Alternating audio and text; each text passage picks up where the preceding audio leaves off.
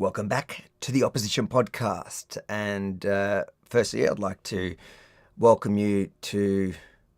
We've got to welcome the traditional owners tonight. No? I thought you were about to do a welcome to country. I was about to do exactly a welcome to country.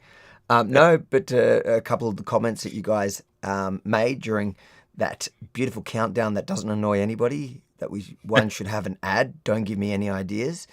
Two, we were discussing... just as the end of the countdown came down, that ended, Rukshan was talking about how we should have something funky to open the show. Like a stinger with the logo. I have one on my mini report. You just, yeah. That was meant to be your one job. But welcome everybody tonight. Next week, Rukshan promises to have the stinger for us. And I think we're also going to have scrolling comments. So everybody's comments will... a bit like my live streams that I do on YouTube, where all the comments will be featured, and just we'll just read out the super chats. Chats, yeah. How you doing, Rukshan? Yeah, I'm doing good. Improving. Still doing some rehab on my foot, so it's a work in progress. I got to tell you, Avi, it's very difficult not having the ability to walk around properly. It must be so hard messaging your wife to bring you dinner. makes everything hard. But look, other than that, it's another week coming to the end of another week, and as always, there's something interesting to talk about. So I think we should just get straight into it. There is a lot going on. Just for those of you that are new, make sure to hit the subscribe button, hit that notification bell so you get our updates when we come live. There's 1,400 right now on live. So guys, thank you so much for joining us, and make sure to share the live stream. It's you guys that help us grow our opposition podcast. Keep the comments coming through. Of course, any super chats on both mine and Rukshan's YouTube pages, we will read every single one of them. And I saw one of our best super chatters, Abby King, said, I'll put it up again just to make Rukshan feel better.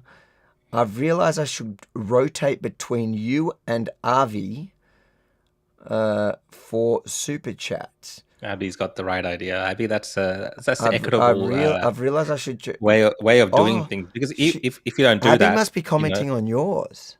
She's got to hit the diversity quota. So do it between both. Abby, that's the modern. I thought it was the other way around. I thought Abby was. I thought I was losing a super chatter, and now I'm gaining. Abby, 100%. I'm happy for you to gain it, man. As long as your commenters also, do the same for me, and comment super chat on my one. Okay, so let's get straight into the show. We have a good guest. Let's start with a bit of the background story, and who tells it better than my good friend, Paul Dowsley. It's the council crippled by infighting. It's democracy versus bureaucracy. Its mayor of just 4 months, Aidan McLindon, banned from going to work at Whittlesea Council or attend meetings in person, and forbidden from talking to colleagues. My card has been deactivated, that I'm not allowed to enter the precinct, not to talk to staff, access a PA. I don't have any way to communicate to anybody other than through the work email. Letters from CEO Craig Lloyd to the mayor allege aggressive, inappropriate, intimidating and threatening behaviour towards council workers. Not only do I deny them, I just think it's quite bizarre that they can clutch at straws like this and assassinate someone's character. It's a new mess for the council, which has only just ended 4 years being run by administrators. To me, it's a bit of insanity. It looks just wrong. It doesn't make sense, and it doesn't comply with the law. All those in favour, please raise your hand. Councillors unanimously passed a no confidence motion and called for his immediate resignation. The City of Whittlesea's CEO, Deputy Mayor and other councillors won't tell its ratepayers about any of the dramas because they say it relates to confidential correspondence. It's all likely to come to a head at the next council meeting on Tuesday. I am the People's Mayor. I'm not going anywhere. Paul Dowsley, 7 News. Got to say, welcome to the show, Aidan. Thanks for joining us tonight. No worries. Thanks, Avi. Thanks, Rukshan. Now, there's actually a lot to unpack there, and we'll love to hear an update where you stand and what's going on. But two things I want to note straight off the bat is A lot of Australian flags in your footage there from the council. That's a bit more of our discussion after we unpack everything going on with you and break it down. And then the other thing is the no confidence. Again, another no confidence in Australia today. One we're going to unpack. But before we get to both of them, you, Mr. Proud Australia, is it true, the allegations? What were they exactly, and where are we?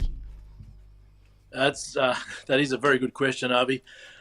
I think that what's happened is that we've entered a paradigm, particularly in Victorian politics, where you don't really have an opportunity to enter any form of even timid or robust debate if you have a different view to the narrative of the bureaucracy or the leadership at the helm.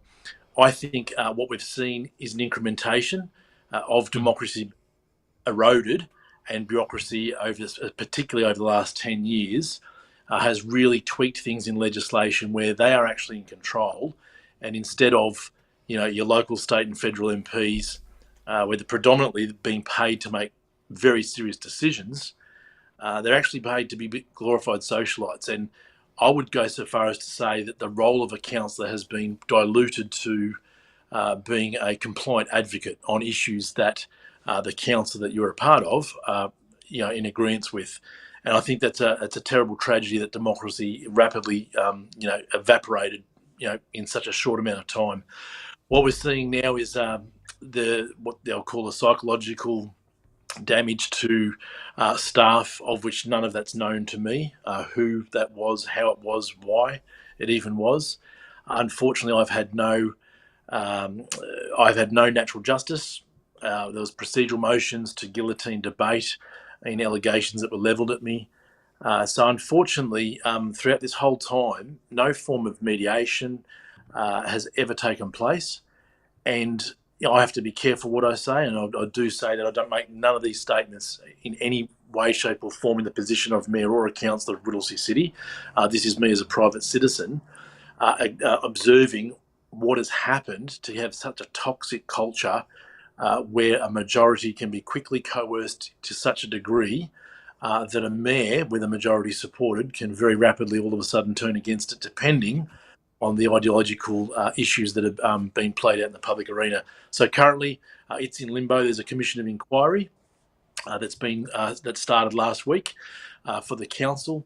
The two monitors have been stood aside that were designated to Whittlesea, because previously the last 4 years they've been in administration, and during that time they've had the CEO, which has continued into his 5th year of the contract. And I think what we're seeing here right across the board in Victoria is that you have, to a large degree, 79 CEOs that are effectively become mini premiers. So plus or minus $500,000 wages, you're talking about 79 little kingdoms broken up into the state of Victoria. So whilst you get that rope in Parliament, in the Spring Street Theatre, where they've got parliamentary privilege, really we've got to start putting a microscope on the 79 councils, because all politics is local. And to me, if you can stitch up politically and politicise local government from the grassroots up, that's where the real battle is. And then you've got the slower turning cogs in state and federal, but they are all built on the foundation on the politicisation of local government. I think many Australians and Victorians would have become more knowledgeable about in terms of how much influence councils kind of have in their day-to-day lives, or how much they actually want to have when they get involved in international affairs and all these kind of things. But this aspect of these CEOs and these kind of power structures behind councils, I don't think that's something that people actually know too much about. I remember first finding out about it, a few years ago, and it was quite interesting to me that there's a CEO of each council, like the City of Melbourne, and usually they get paid more than the mayor, and they want to have influence, and there's other competing interests and people influencing them. Is that kind of what we're seeing? Is that what you're referring to when you talk about the little fiefdoms of 79 CEOs that are kind of calling the shots, or they want to in some instances? Yeah, broadly, I think you've got a majority of the councils that are heavily politicised. And in the CEO's defence, they're playing by the rules and the parameters that they've been given, which are fairly broad. And then I've had the opportunity of being a councillor in Queensland as well as Victoria. So in terms of a comparative analysis, you can certainly see that Victoria, while they give their $38,000 to councillors, they obviously have to maintain full-time jobs where possible. So they've actually got very limited time to actually represent the community, read through documents, go through line items by line items, ask where the money's going, and look at ways of cost saving, of increasing revenue through innovative policy. They have to largely be reactive. So you've got this paradigm that's been created, and this was under the Local Government Act of 2020, under the Andrews government, where they actually strengthen the legislation where it heavily lies in favour of the bureaucracy, even though it explicitly says that the CEO's, one of its key roles of a CEO is to support the role of the mayor. Now, what we've seen is in legislation, it hasn't been tested to the degree that's happened now. We're in uncharted territory now that I've been stood down. I only probably knew a dozen staff at best in the closed quarters that we're allowed to, because we're not allowed in 90% of the building of any of the sites.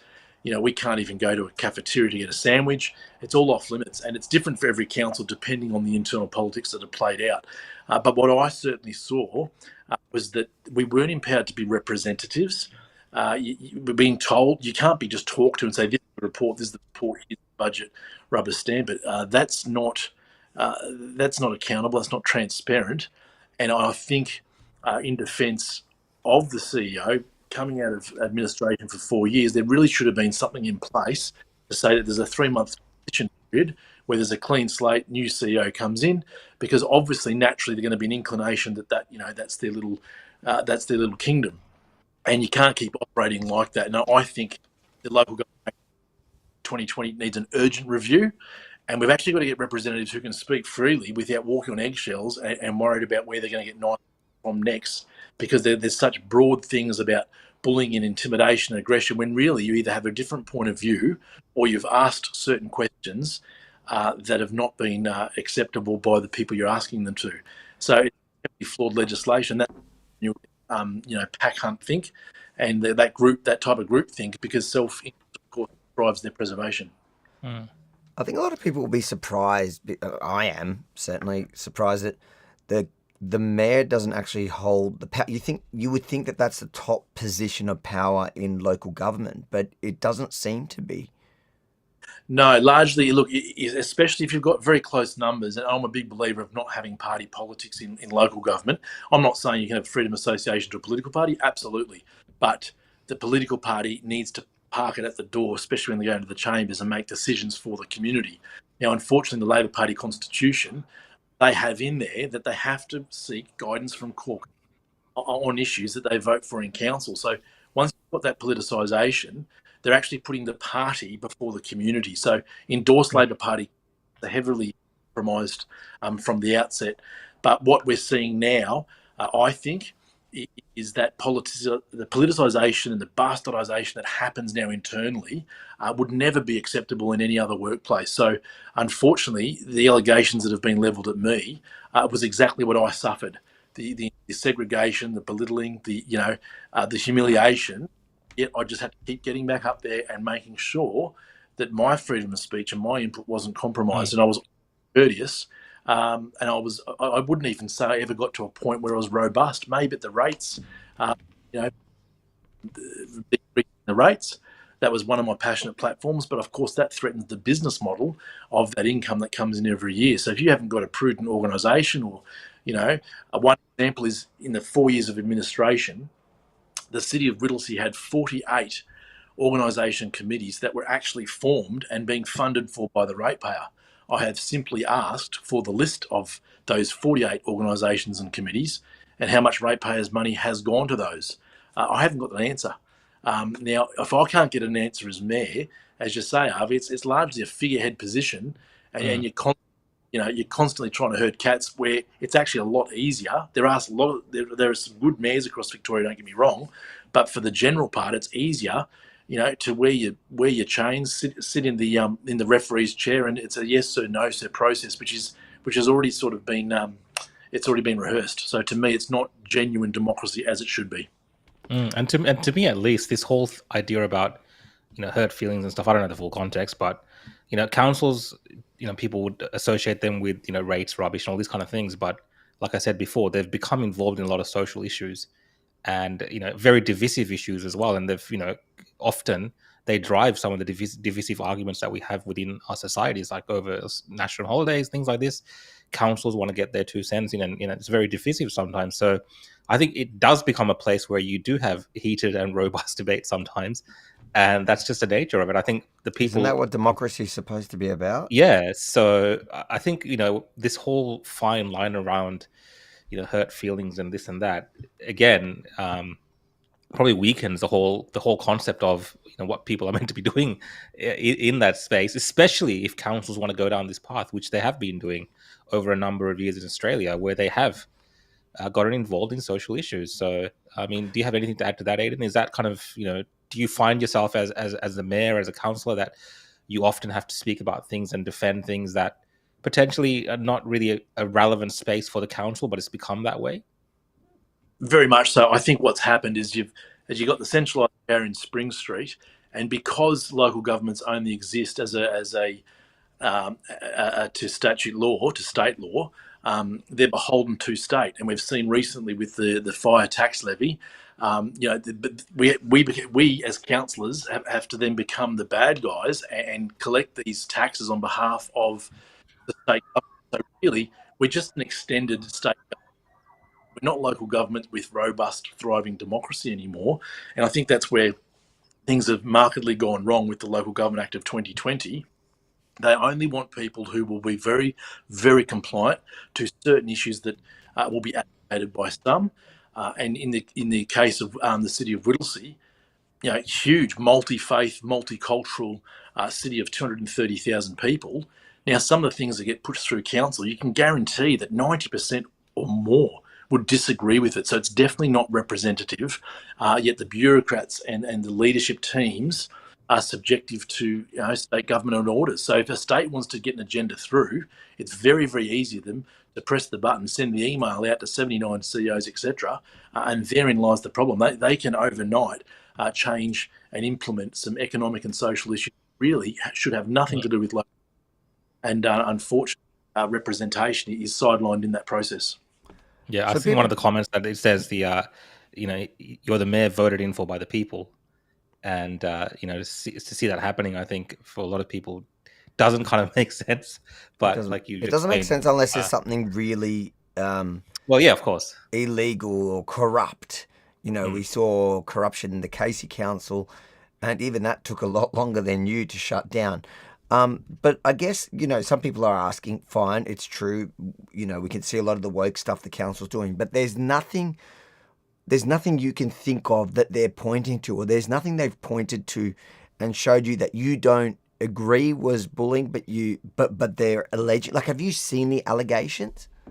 There was some 15 allegations put towards me, so broad and ridiculous. Like, one of them was that I referred to Indigenous as brothers and sisters on a Sky News interview as a candidate for a state election in the by-election of Werribee. It wasn't even as mayor. You're saying that that's one of the allegations of bullying as to why they pulled you off as mayor. That's correct. And I'm thinking, I said, I don't have to apologise for referring to, my Indigenous brothers and sisters. I was born in Darwin. I've always referred to them as brothers and sisters. That's how I was raised. And, the responses are something like, he shows no remorse. What am I showing remorse for? Being me, being the way I grew up. And I think when you start getting suffocated and having to watch every single word that you say, and that was despite me standing aside as mayor for a period of 3 weeks when council was in recess. And that's largely, of course, where the Labor Party mobilised their witch hunt against me, which, they unfortunately, the minute I got in there, they were working against me as a candidate in the city. There were 57 candidates across the city. I received 55% of the primary vote.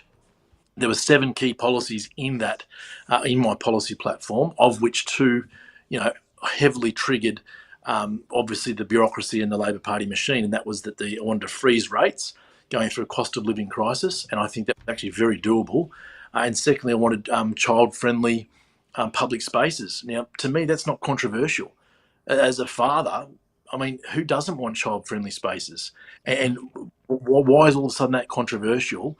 And as a teacher and as an educator, I see it on the front line. These poor kids are getting so many agendas shoved down their throat. And then the very people that they say they're protecting and supporting, they're actually exploiting. So it's actually counterproductive to the people they so-called, are representing, and it's counterproductive to the poor kids whose minds are still being, still developing and being rewired. And to me, I'm thinking, what the heck has that got to do with local government? And I should be able to speak.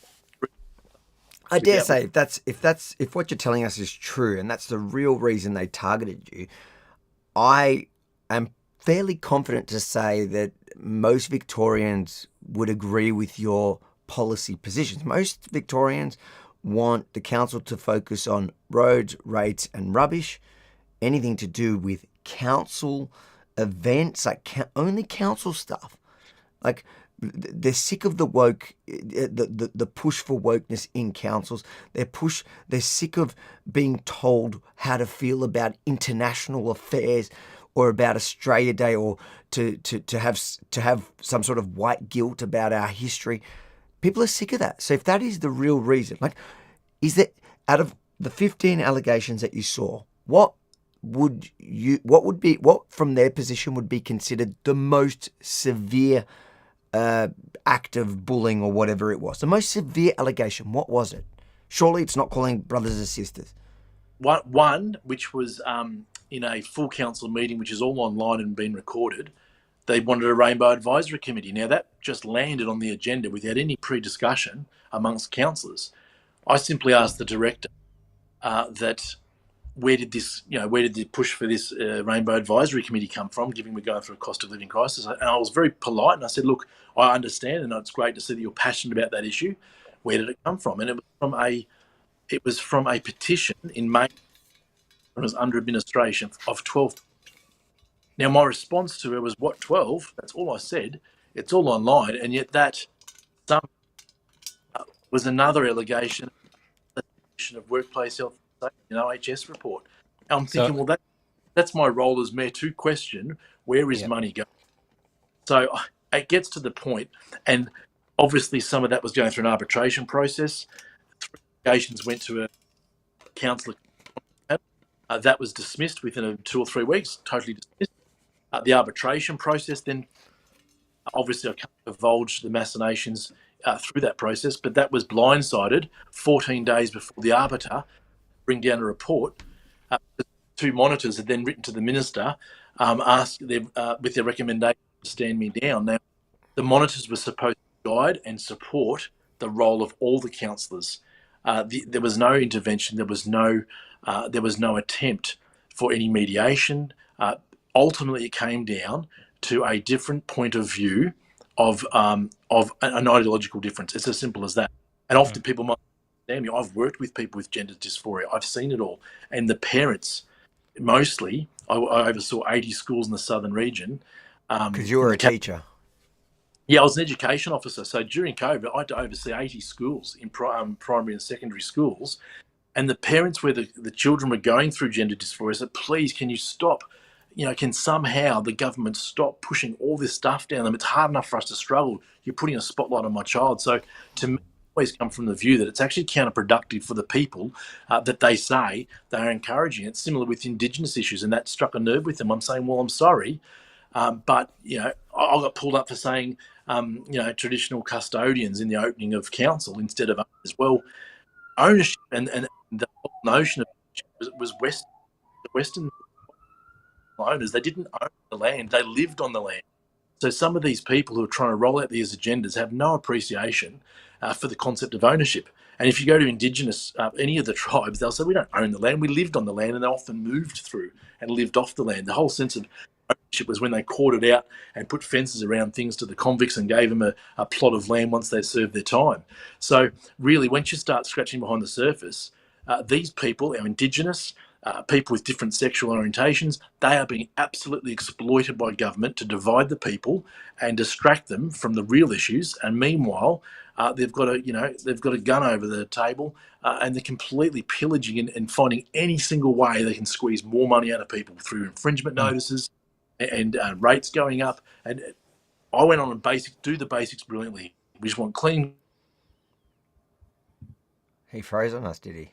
He frozen us. I think. Yeah, isn't it ironic? He said, "Do the basics brilliantly." We and want then short grass. Oh, there there he you is. go. He's back. He's My back. back. Is he frozen again? I We think want to I make hacked sure. his system. I don't know if his reception is pretty poor there because he does cut out a fair bit. Maybe That's try call back in. that was insane. So I think from what I read of what I heard from that, so as the mayor, he wanted to know about this rainbow coalition thing that they wanted to set up, or advisory board, and he wanted to see how it came about, and it was apparently from a petition made by 12 people, and he asked questions about that. Do you know what? And even if he was blunt about it, well, forget if he's blunt, but can it doesn't really 12 matter. people? I've seen petitions where more people ask the council to do something and they don't do anything, And they don't get it. So, Yeah, of course. I mean, that is a good this is the point. thing. But they're like, but you know, it's the kind of subject that they just need one person to say it, and then you're not allowed to talk back. So I'm not even complaining that it's 12 people. Fine, it's 12 really passionate activists. Cool, but the whole point of politics and especially at that grassroots level in local government should be to flesh out these issues. And if you can't debate it at local level, imagine how bad it gets when you go up, when you go higher. And well, I mean, we went to that in it was I can't remember what the council was, the Monash City Council, where they had the whole. I think you were there, right? The trans. I can't remember the exact issue. You were there, where the trans rights activists came, and some of the council were there. Yeah, At the council in Clayton or whatever. Clayton, yeah, I think it was Monash City, one of those ones. Monash City, yeah, I think that's I think that was Clayton. Yeah, but whatever, and that was really the first time that I've ever gone to like a council meeting to see what goes down there. That video for fun? That was a fun. Pull up the video for fun, but that was bizarre. But you saw just how invested some of these councillors are in these type of social woke, agenda type issues. Back on. And that permeates throughout all the kind of ways that they want to see the society and the world as well. So even in this instance, where they don't want this just any kind of ulterior view to what they're prescribing that we should live by, if you question that whatsoever, then you've broken some rule that doesn't even really exist. I feel like that's kind of what's happened here, because how else does it get to a point where... somebody does bring up a good point, and I guess you're the best person that can answer this, but he was barred from the council unanimously, so it can't just be because he's anti-woke. What would you answer to that? Because it does seem kind of unlikely that everybody would be against this, because I know many councillors across the country. And it seems like in every council, even if it's a woke council, there's always one or two rational people there trying to push back. So how is it that the entire council voted you out? And on the opposing side of that argument, I would say that if there was something super serious, they would have given it to Paul Dowsley and the rest of the media, because they would love to delegitimize you. So.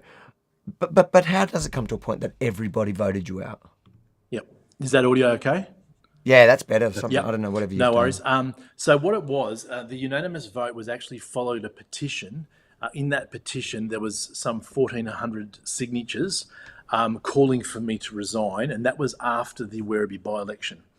Now, that petition was obviously politically motivated. Over 70% of the people that signed it were not even from Whittlesea.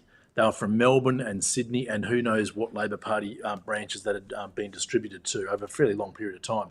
Now, in that 3 weeks when council was not sitting, I then returned from the Werribee by-election, and of course, in that time, you're talking about a whole group of new councillors who have never been elected, don't understand politics, who have largely been gaslit. So once you get that group think in a very toxic culture. And I hold no malice towards them, because it's very daunting when you get in there and you get read the Riot Act about what you can and can't say, to the point you go home and thinking, hang on, if I say anything, potentially I could be in trouble. So picture a teacher that says to the 10 students, whatever you do, don't sit next to Johnny, don't sit next to Johnny, don't sit next to Johnny. They've been read the Riot Act. Johnny comes in from doing his lap around the oval, and then Johnny comes back in and the 10 don't want to sit next to him. So it's very, very easy. Adults are just big kids. The peer pressure is huge, especially in local government, far greater than state, which I've been an MP for, and federal, because you're in a much bigger, broader environment. There's a lot of banter, there's parliamentary privilege, you can have digs, you can withdraw. But here, it's very raw, it's very personal. So when you're given your 750 silver coins every week, then self-preservation becomes your motivation more so than representation of the community or representing the truth. Now, you have to understand that in that it wasn't the unanimous vote to block me out of the council. That was single-handedly done by the CEO to all of a sudden say that I was a workplace health and safety threat. Now, to me, I'm thinking, hang on, I have not had any altercations with anybody. I haven't had any arguments. There hasn't even been robust debate. Where's the police reports? I mean, did I pull a machete out? Did I pull a knife out? Did I pull a gun out? Mate, you couldn't have pulled out a machete because you'd be... Not anymore. Nobody would have lifted an eyebrow if you pulled a machete in Victoria. That's fine. It probably would have been the norm back then. The problem is this. You can't say that, once you get that group think, it's very easy, and especially in the early days when you're still trying to gather. It's an orientation week at university. It's never ending. Now here, I'll tell you, here's the key why you can get 10 people against you. We did not spend 1 minute in a room as councillors to discuss what our vision was for the city and who we were. A bit of a meet and greet, bit of a catch up. Never ever without bureaucracy present. And that is telling, and that is damaging because there was no relationships built, there's no open communication, and what bureaucracy wants is to make sure that people are operating in the dark and in isolation, and when they do come together, they've been trained to jump to the tune. So to me, being in politics for 30 years, it's very easy how they can, line them up like penguins and say, this is what's happening, this is what's happening. And of course, in the flurry of it all, everyone's sitting there panicked, like, oh, he said some bad stuff. He wants to get rid of rainbow flags in childcares and kindergartens. And if I support him, I'll look like I'm a homophobe. So it's very, very easy to put 10 hands up to say, with no confidence, no confidence. But deep down, do they believe it? No. I can guarantee you that a lot of those councillors are extremely uncomfortable being put in that position in the first place after they endorsed me to go there. Anything that I would have done surely would have been out in the public arena by now.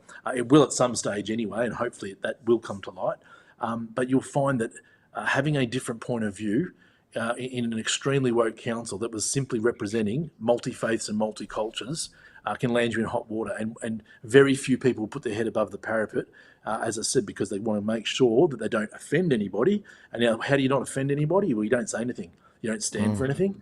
You don't put an alternative forward, and you certainly don't support a mayor who's come out. So we were talking about this while you were calling back in. It's the idea that you can't push back on any issue makes no sense, especially like if you can't do it at such a low level of government, like local grassroots level of government. Imagine how much worse it would be as you go up the chain. That is literally the place to debate ideas on behalf of the people who voted you in. And if you're the mayor, so if everything you're telling us is true, that is absolute insanity.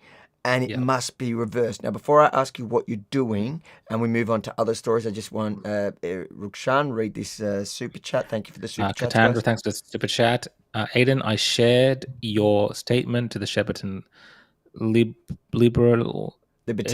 Facebook branch. Libertarian Facebook branch. This is the problem when you get a Sri Lankan trying to read English. Mate, there's a lot of spelling errors there, Cassandra. But I'm taking Cassandra's side. That's racist, mate. That's an allegation right there. Is it? I'd be locked out as mayor if I said that at a council meeting. So it seems like you've got some support from Cassandra. Thank you so much for that. And Steenley, thank you for the super chat as well. Thank you, guys. Like I said, we'll read every single super chat, and to the 3,455 people online with us right now, thank you so much for joining us. And make sure to hit share, like.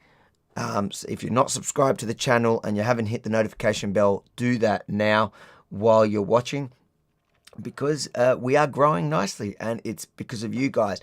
Now, I know, Rukshan, you said you wanted to watch that video. I think let's end the show at the end. We'll watch that. It's like I looked at it. Yeah, I was just making the point that we'll watch it at the end. It's good. It's all relevant to this, and it's all relevant. Yeah, I forgot how funny it was that night it was funny. when we were talking about the woke councils. We while we're waiting for you to call back in, we were you there that night, Rukshan?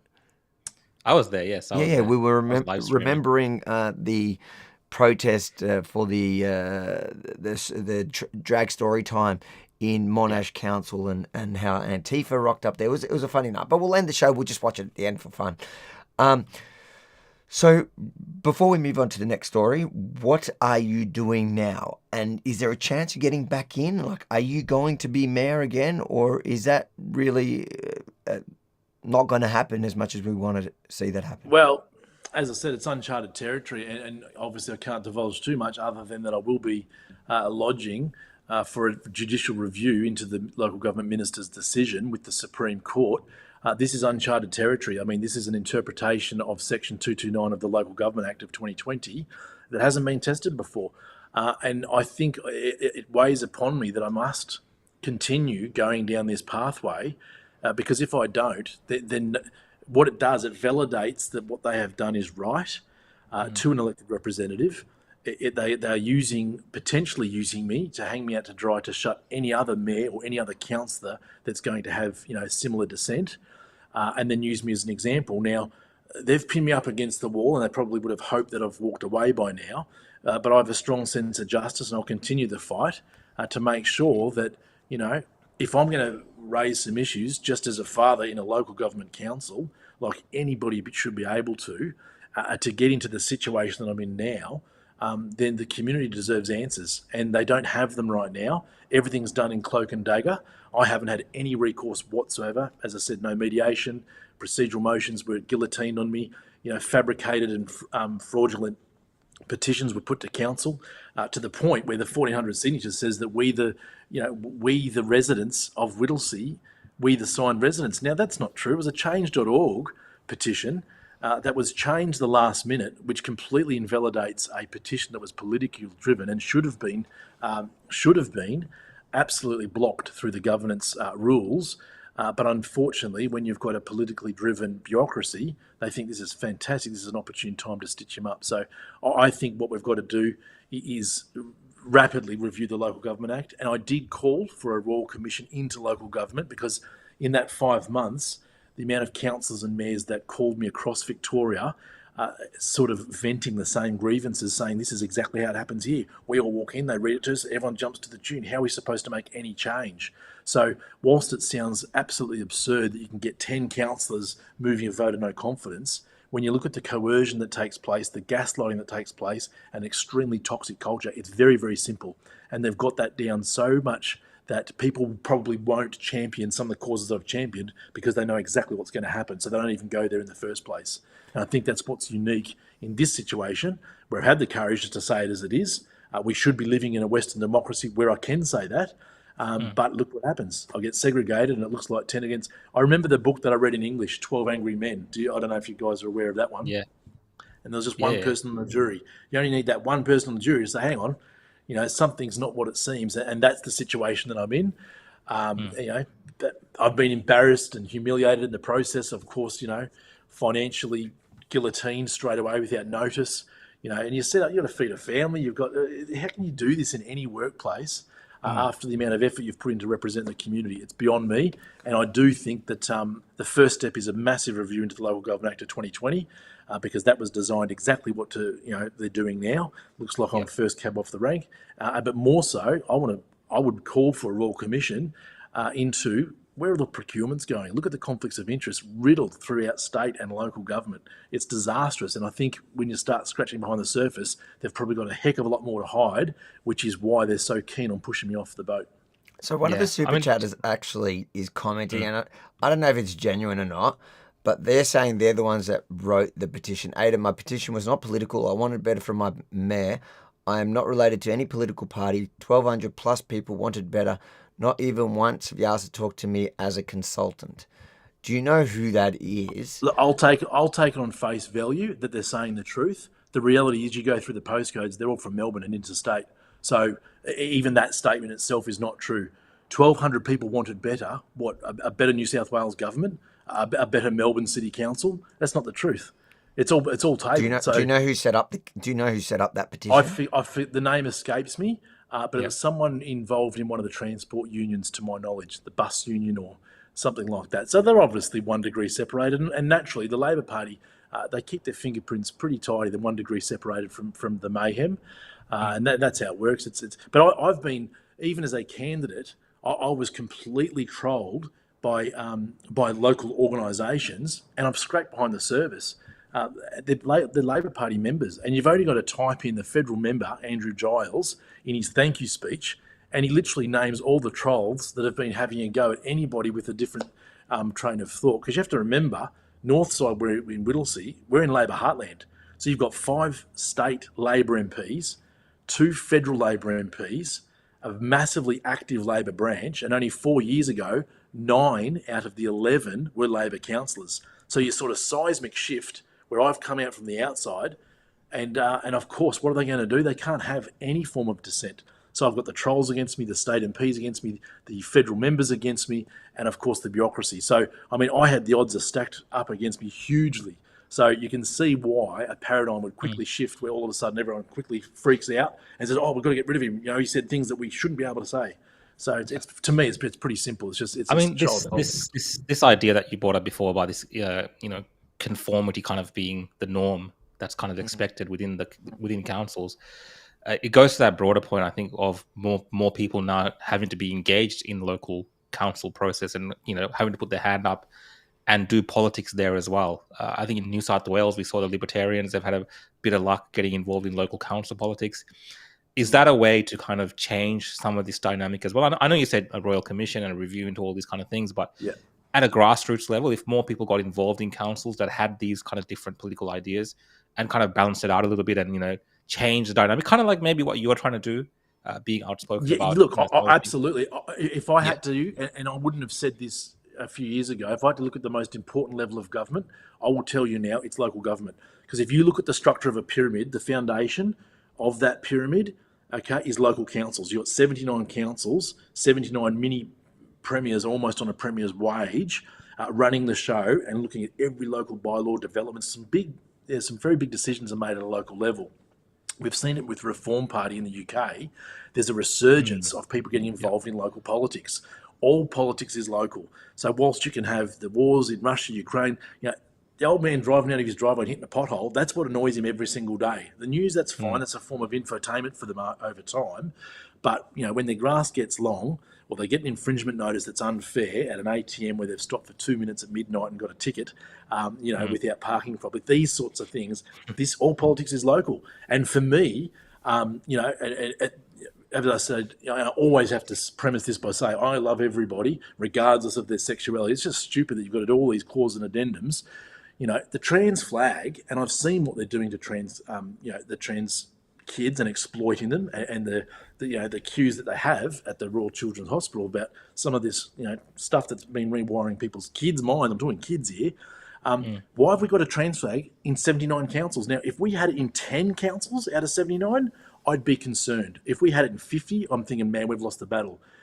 Let's take a look at it. We've got it in 79 councils. Now, you tell me what mayor is going to have the courage to say, this isn't a local government issue. Stop exploiting those people with a different sexuality. Get rid of it and let's get back to basics. Now, that's a common sense thing that 90% of people think. But how many are actually saying it? Close to zero. Because look what happened. So do you know, what was the petition exactly? What were they saying? What were they calling for in the petition? A vote of no confidence in the mayor. Because of he was running for Werribee, so they used the Werribee by-election. Yeah, okay. So you say what was the petition with 12 people? Oh, sorry, that was. That was the instigation of a rainbow. That was the instigation of the rainbow thing. The one for no confidence of you was started by a petition of 1,400 people. Troy, they're saying their name is Troy. Does that make sense? Yeah, that sounds familiar. Yep. Okay. Yep. He says he's happy to chat with it. He's not affiliated with anyone. I'm a local Doreen resident. Do you know who the person is? I've never met him, but I know he came to the council chambers once. But the reality is, Troy needs to come clean and say, mate, this was a change.org petition. It wasn't driven by residents of Whittlesea. 70% of them are not even in Whittlesea, and the preamble was changed 24 hours before it was tabled. Now, on that premise, the governance rules should have absolutely ruled that out. So do the rules rule it out? Absolutely. Any petition that's designed to embarrass a councillor or to bring a council into disrepute should not pass the test. Simple. And that's So in the government's. how do you if somebody had a genuinely wanted to bring up a petition for a vote of no confidence, how do you do it without breaching the rules according to like the way you'd say to do it? Well, it needs to that would be driven by a councillor. So a councillor can put a vote of no confidence. The fact of vote of no confidence, it actually means nothing. You've put a mayor in there for a period of not less than 12 months. Now, a vote of no confidence just say we disagree with what you did. Because yes, I made some statements about citizenship ceremonies returning on Australia Day because that was a date set by feds. It should have nothing to do with council's input. So to me, that's fine. Keep politics, party politics, out of local government. Freeze our rates and have child-friendly areas. Now, I think that's fine. Now, if that doesn't sit well with people, that's fine. They can move a vote of no confidence. I feel like telling Troy to come on and tell us what it was about. For sure. Yeah, but don't forget. Absolutely, I'm happy to. But what Troy needs to understand, now he can disagree with me running for a by-election in Werribee when council wasn't sitting. That's fine. It's still my democratic right. I'm still the mayor for 12 months. I stood aside as mayor during that time, and I said some things that people didn't agree with. Well, and Troy, if you want to come on, if you actually want to come on and talk about it and flash it in front of everyone, send me an email now at avi@rebelnews.com and we'll see if we can make it happen. But this happens a lot. Like a lot of the state MPs, they'll run for federal, and it's kind of like I don't see a big issue with it. If you want to run, you're in local council and you want to run for a state position, and things. So is that what that's what I'm understanding? What was that? Was that what the essence of the petition was? It was because you were running in a by-election. Correct. Yeah, and that's fine. And look, I can understand after 9 weeks, people aren't going to understand the internal machinations of why I would run for Werribee. I'll tell you right now, it's very, very simple. The Labor Party have been my sights for a very long time now, not because I'm Liberal, because the Labor Party are so terribly toxic in their policy decisions and what they've done to Victoria. Think about it. I ran against Dan Andrews in Mulgrave. So if you want to paint a target on your back, I did that successfully in 2022. I've come into Labor heartland and ran a team of independents, and then I've got a majority of the non-Labor councillors supporting me. So of course, I had targets on my back everywhere. It's to the point that from the very first meeting, they were taking committees off me that the mayor was on by default. Already they played politics from day dot. And I shouldn't have to go around and apologise to staff for my policy positions, which I was directed to do, which they withdrew a week later. I said, hang on. Yeah. Look, I don't see the problem in that, but I want to know. I think it's all a bit ridiculous, the fact that you ran for a state or federal. It doesn't really matter to me. I would love to hear from Troy just to see what was the motivation. Like, was it a genuine local ratepayer that wanted he just put up a out? comment there. Put up What his is it? comment. He said something. Steensy. Yeah, no. Troy, send me an email, avi@rebelnews.com. All you need is a phone, a camera, your phone and your camera, and you can come on here and we can talk about it. I'd be interested to know. I do agree with you, Aidan, that if it's a change.org thing, I could almost bet that the vast majority of them weren't local.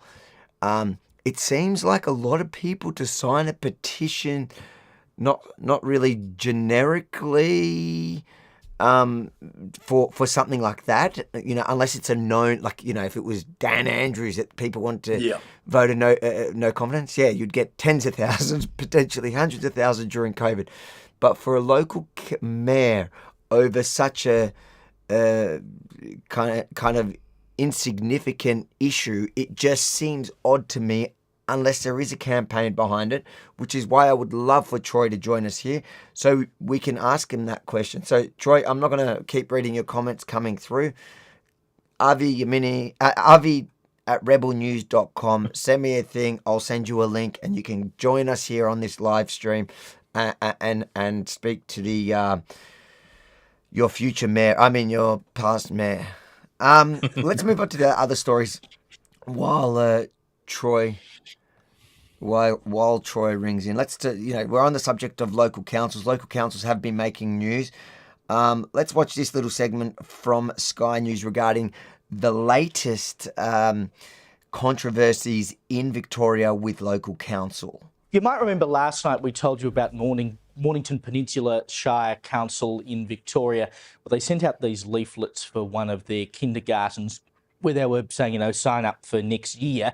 And they had on the bottom, as you can see there, the Pride flag and the Aboriginal flag and the Torres Strait Islander flag, and the Australian flag was nowhere to be seen. It came up at their council meeting last night, and Councillor Bruce Rankin, good on him, came out with some pretty common sense stuff and said, well, if we're going to use flags anywhere, we also have to accompany it with the Australian flag. So that's now been passed by the council. And they've also said that within 60 days, staff have to come back with a revised flags policy that takes all of this stuff into account, and the control of how flags are flown should be in the hands of councillors and not in the hands of staff. And good on them for responding very quickly and doing something. But can you believe, out the front of their council chambers, and you'll be able to see the photo here, they have 6 flags. I mean, they love flags. Clearly, you've got the Australian flag, the Victorian flag, the Aboriginal flag, the Torres Strait Islander flag, the Pride flag, and the council flag. So I can understand why they need a flags policy to deal with all of this stuff.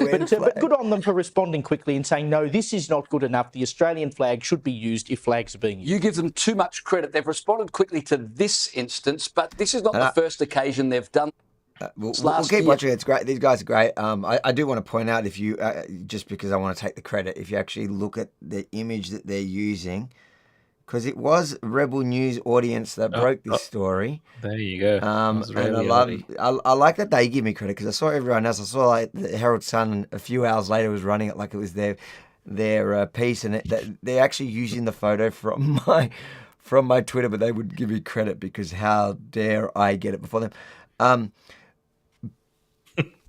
Yeah, I just wanted to pat myself on the back. No, it's actually one of the viewers here that sent it in, and I appreciate it, guys. So always send your tips with all of Rebel this News stuff. But to good my on them for responding quickly and saying, no, this is not good enough. The Australian flag should be used if flags are being used. You give them too much credit. They've responded quickly to this instance, but this is not the first occasion they've done this. Last year, their Positive Ageing newsletter, which is published and put out by the council, 5 times at least. You can see on the bottom of the newsletter there, same thing. They've got the Pride flag, the Torres Strait Islander flag, the Indigenous flag, and it was only after complaints that finally, earlier this year, they changed that newsletter and put the Aussie flag on there as well. So it's not the first time this has happened, but obviously the backlash... I didn't even know that. I think it was because it was a kindergarten. I think that made the difference. Although I think they should have gone further than just saying the Aussie flag must be included. Why wouldn't you just say no other flags? There's one flag that unites us all, the Australian flag. All other flags, fly them on your own. Exactly. Flag on a flyer at all. And all other flags really do just divide us into groups. We should be focusing on uniting as a country. But the other thing I love about this is they're stripping the power off the bureaucrats. Of course, it was the bureaucrats that put the other flags and not the Australian flag onto the flyer, because that's how it often is. The long march through the institutions is underway. Good point. Good point. Yeah, great. Was that Freya? Looks like her. Yeah, it looks like Freya. Did she get a gig on? Sounded like her. That's cool if it is. Well done to her if that's the case. Yeah, well done. That goes to like everything we've been speaking about. Just like how ridiculous. I think I thought they were going to touch on this today because the timing couldn't be more perfect. But today there's a new poll was put out regarding whether Australians, I wonder if I think it was the IPA, I wonder if they dropped it today based on what was happening. Like, were they waiting for the perfect day to drop this, the poll results? But basically, I think it is, new polling shows that 3/4 of Australians believe the national flag should be retained. So I think it pretty much settles that argument, that 75% of the country believe that this flag, that the Australian flag should stay as the Australian flag. And with regards to that particular council, I didn't realise that they got in trouble for this exact same thing earlier this year, because today when I was listening to their radio interview of one of the councillors, or was it yesterday? Anyway, it's all blending into one. But the point that they were trying to make is it wasn't actually council policy. It was the kindergarten. They were throwing the kindergarten under the bus, that the kindergarten, the council kindergarten has the right to, or until now has had the right to choose whatever they want to put on there. And the council doesn't agree. They think that there should have been the Australian flag. But how does that work if, conveniently, the same council, not the kindergarten, committed the exact same offence earlier this year? Me think somebody be lying. It sure feels that way. I mean, you say offense. I don't think it's illegal as such, if anyone wants to interpret it in that way. But they do take liberties with the way that they designate what people should identify as, what people should believe in. I mean, I live near the Yarra City Council, and all you got to do is go to the council building, and it's very obvious there that there's no Australian flags most of the time. I don't think they ever have one, and they always have banners about different woke issues or recognizing different immigrant groups and things like this, which is all great. But the biggest problem again is that these groups completely want to disassociate Australia with even existing through recognizing the flag, and that's problematic because it touches on many different problems that we have throughout society when it comes to the identity of what Australia is, and the councils seem to be at the forefront of trying to destroy that. So having pushback against it, I think, is great. And I don't know if are they being forced to do the citizenship ceremonies now, or is that just by choice? I did hear some stuff about that. Yeah, it's up to the discretion of every council, which I think is opens up a huge problem. At the end of the day, this is what I've said. It's a federal date. It wasn't when Captain Cook landed, 26th of January. Yeah. If the Labor Party or Albanese wanted to change it, they would have, but they haven't. So it should never ever, that debate should never enter the local politics arena. When you say that the local government are behind pushing this, just remember they're just an extension from the state government. So we're in a predicament now where we've got Labor back-to-back, state and federal. I've got very different positions on flag. I know a lot of Indigenous people, as I said, right from Queensland. Dad used to work for the Chief Minister for Indigenous Affairs. I mean, at the end of the day, white man even bought the Aboriginal flag for $20 million. The Aboriginals don't really, it's not actually, a lot of the Aboriginals don't agree with that flag because it's been purchased by the white man, ironically. And to me, it needs to be something holistic. I mean, this division of politics is what governments thrive on, to make sure that everyone's busy dividing themselves. And what it actually does, because it's divisive, it silences everybody. So you could literally put a trans flag up at a kindy now or childcare. Man, you'd be a very brave dad or mum to speak up against it, even though 90% of those dropping off don't want it. Yeah. Well, I just think it's very sad that people's sexuality is exploited to such a degree now that it creates instant division and silences people. It's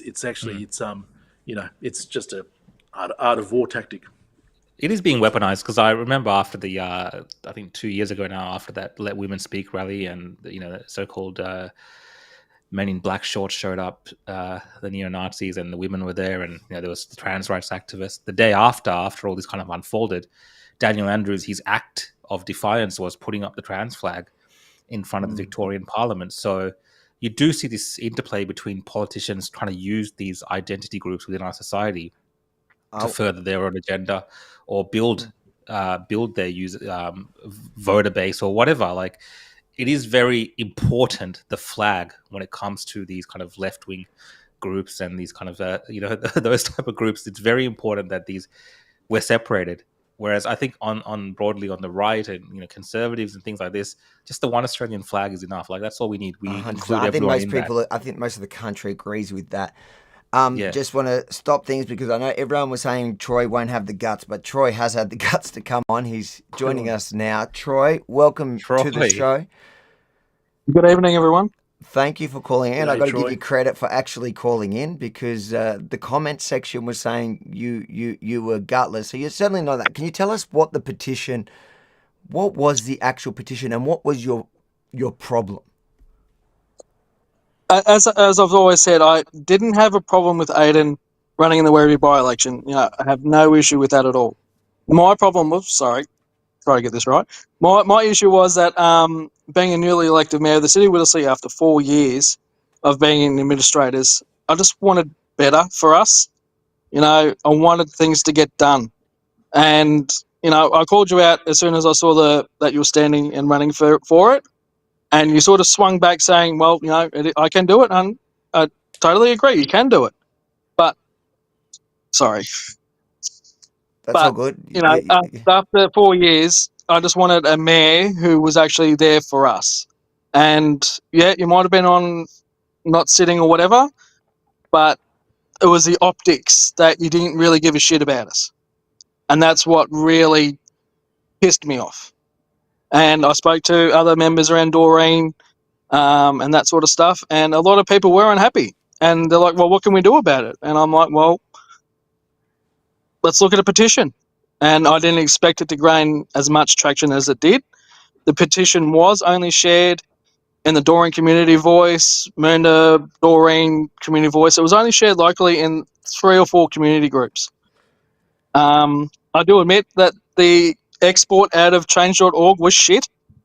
And then I did have to go around as well and get, I think it was 18 or 19 email signatories because the data export was crap. Okay, and I did raise that. Can I ask you a couple of things? Let me ask you a couple of things.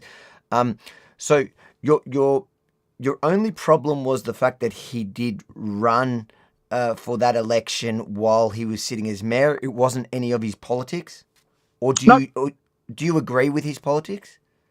I agree with some of them, yeah.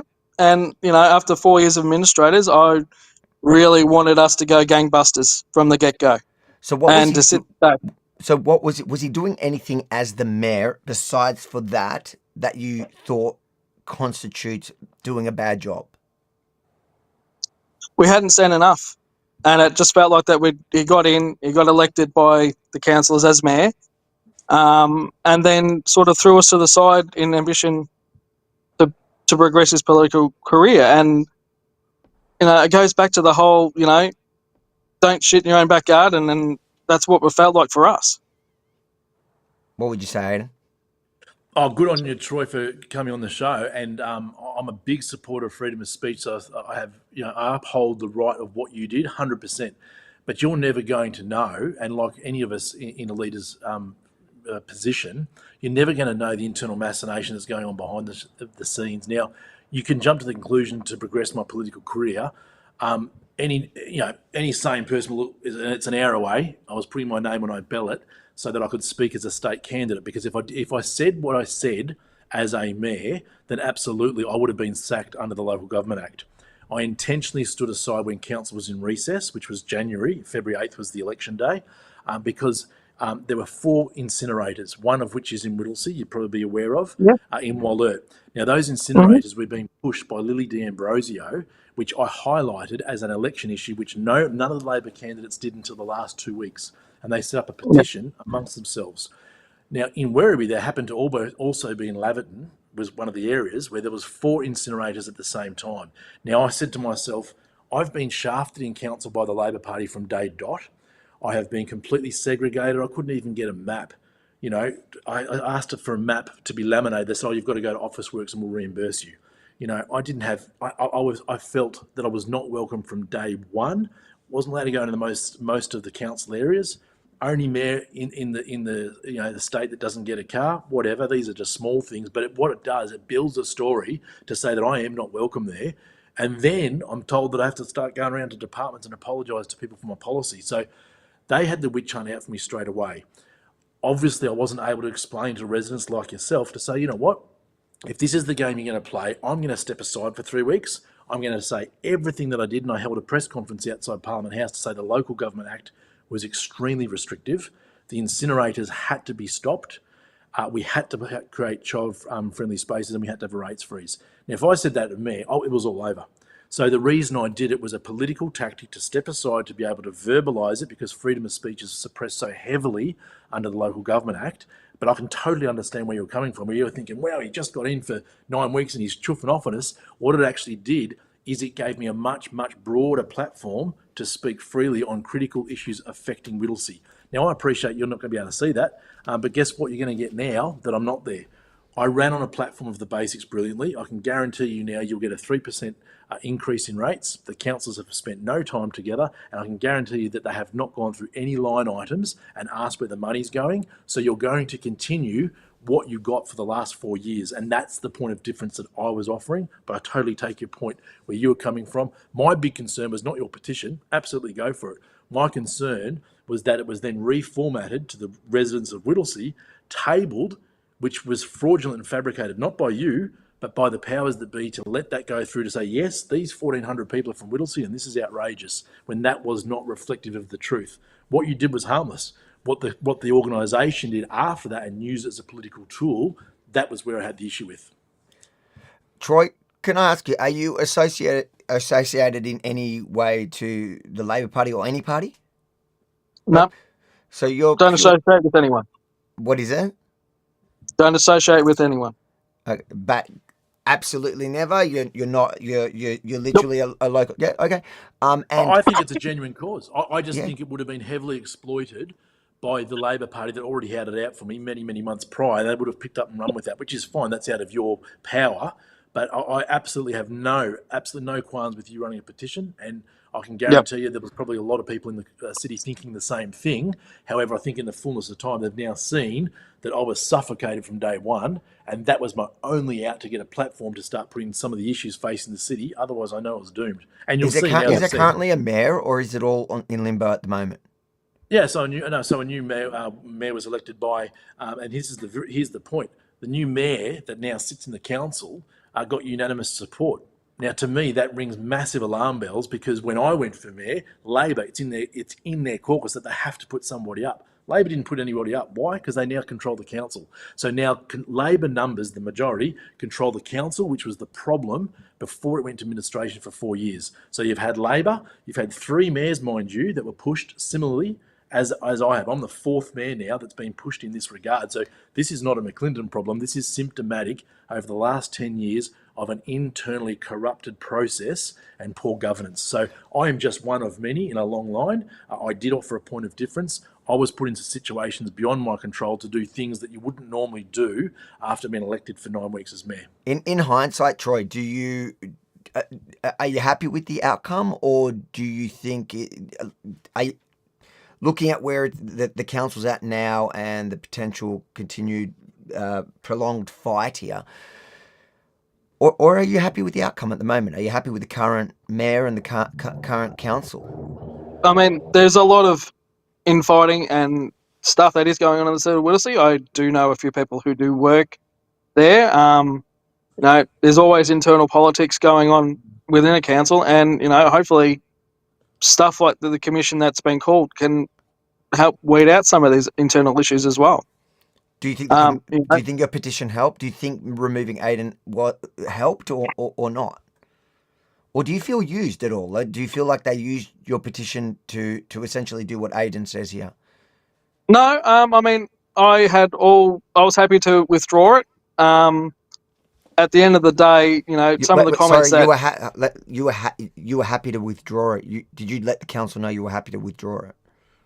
I submitted it to council as it was worded in the petition. Added the signatures through. I was happy to withdraw it if the bullshit stopped. And unfortunately, sometimes you see a guy swinging on his way down, and some of the stuff that I saw, which is I can't find on social media anymore, has disappeared. Some of the comments actually pissed me off a lot more. And I'm like, this guy is going in preservation mode, and he's really not showing us how a mayor could act in the city of Whittlesea for us. So you thought at the time Aidan's reaction to being voted out, or the vote in itself using of that petition, you weren't happy with his reaction to it at the time? The comments that it was a political machine, I'm on all that sort of stuff. I left my contact details in the petition. I was happy. News outlets contacted me, asked for my information, my side of the story, and I've always said to them, I'm happy to sit down and discuss it. You clearly are. You're here to do it, and you did it with no qualms. But my question is, and I was actually at your rally, Aidan. I was up the back. Why were you there? Oh, was that the rates freeze? The one at the? No, the one with your lawyer that you had. Oh yeah. When I was blocked out of the chambers, yeah. And Yep, I reckon I was standing up the back. Why did you And go I to think- that? I wanted to hear what he had to say. By the end of it, did you feel like he shouldn't have been pushed out, or at that time you still agreed he did? And do you now think he should be let back in or not? I never had an issue with him being as a councillor, as he's pointed out. He did get the primary vote well and clear, and kudos to you. That's fantastic.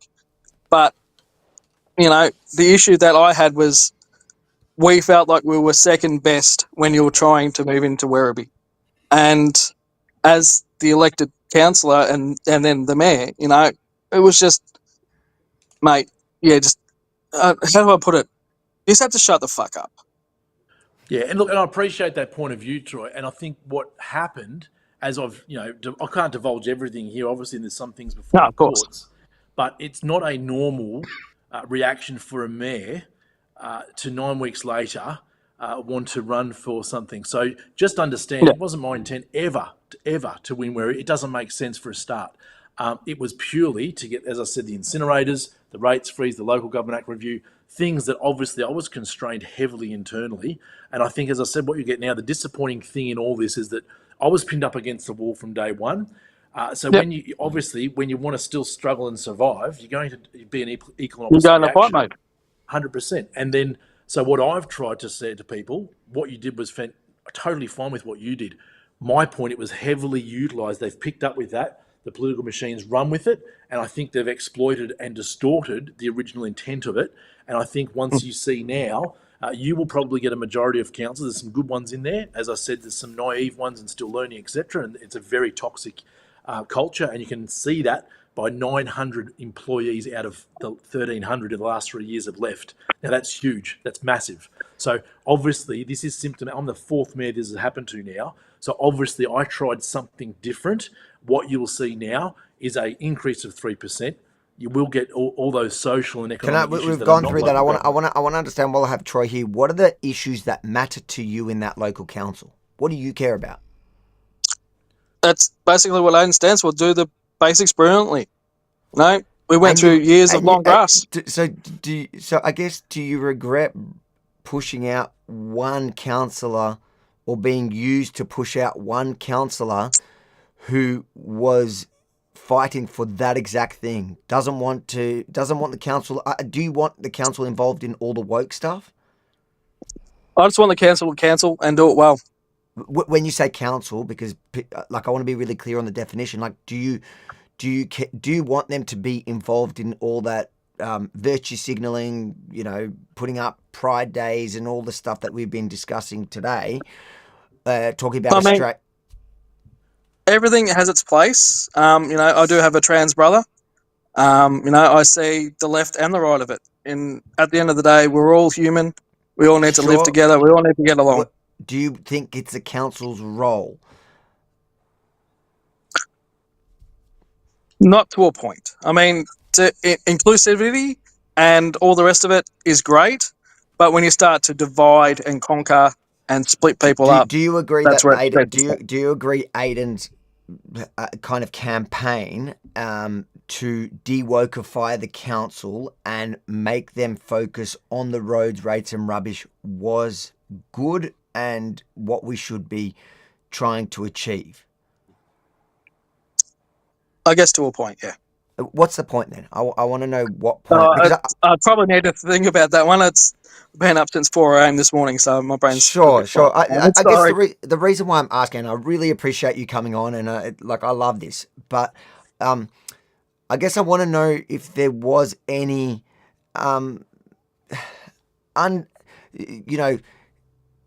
behind the scene, even unconscious will to have him removed from a political point of view or not.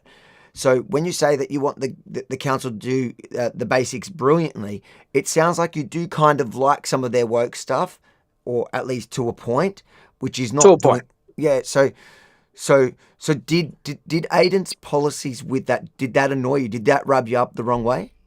No. Okay. No. Rates are rates. I pay my share, and at the end of the day, when I get a a new bin with a red lid because they need red lids. That's stuff I'm like, why are we wasting money on something like that? Hey, Troy, that was the state government, by the way, but they've once again got council to do the dirty work. Yep.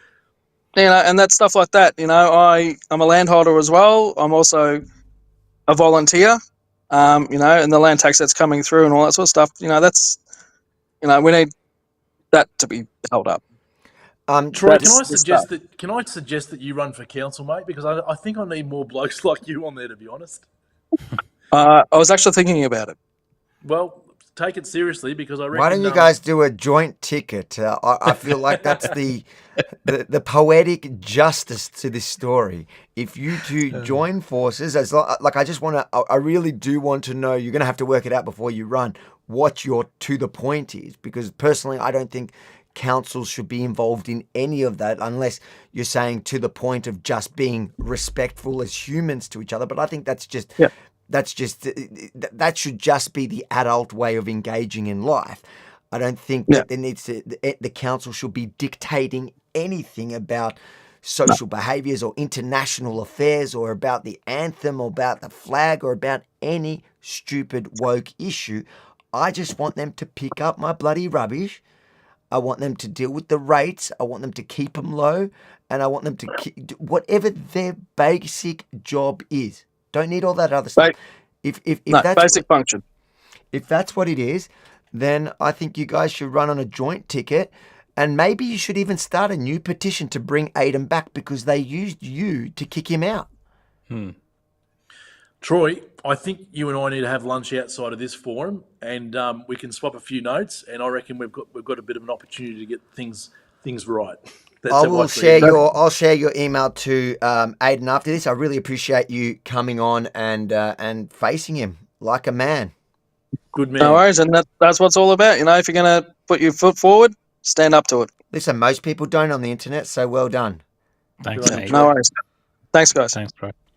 That was a very interesting viewing. I was observing and watching that whole interaction, and I mean that's kind of a direct democracy type situation, and all these kind of things going on together. So he seems like a genuine guy. I've got to say, I want him to send a petition into the Victorian state government about St. Allen. I think he might be effective. I don't think he'll be as successful. I get this weird feeling that they're just not going to take it as seriously. It was interesting because when he dropped the "I have a trans brother," it made me a little bit suspicious. Okay, so does that mean? But it doesn't mean anything. I've got brothers. I've got a gay brother. I've got a brother that makes me seem left wing. I've got a brother that's so far left that he makes me crazy.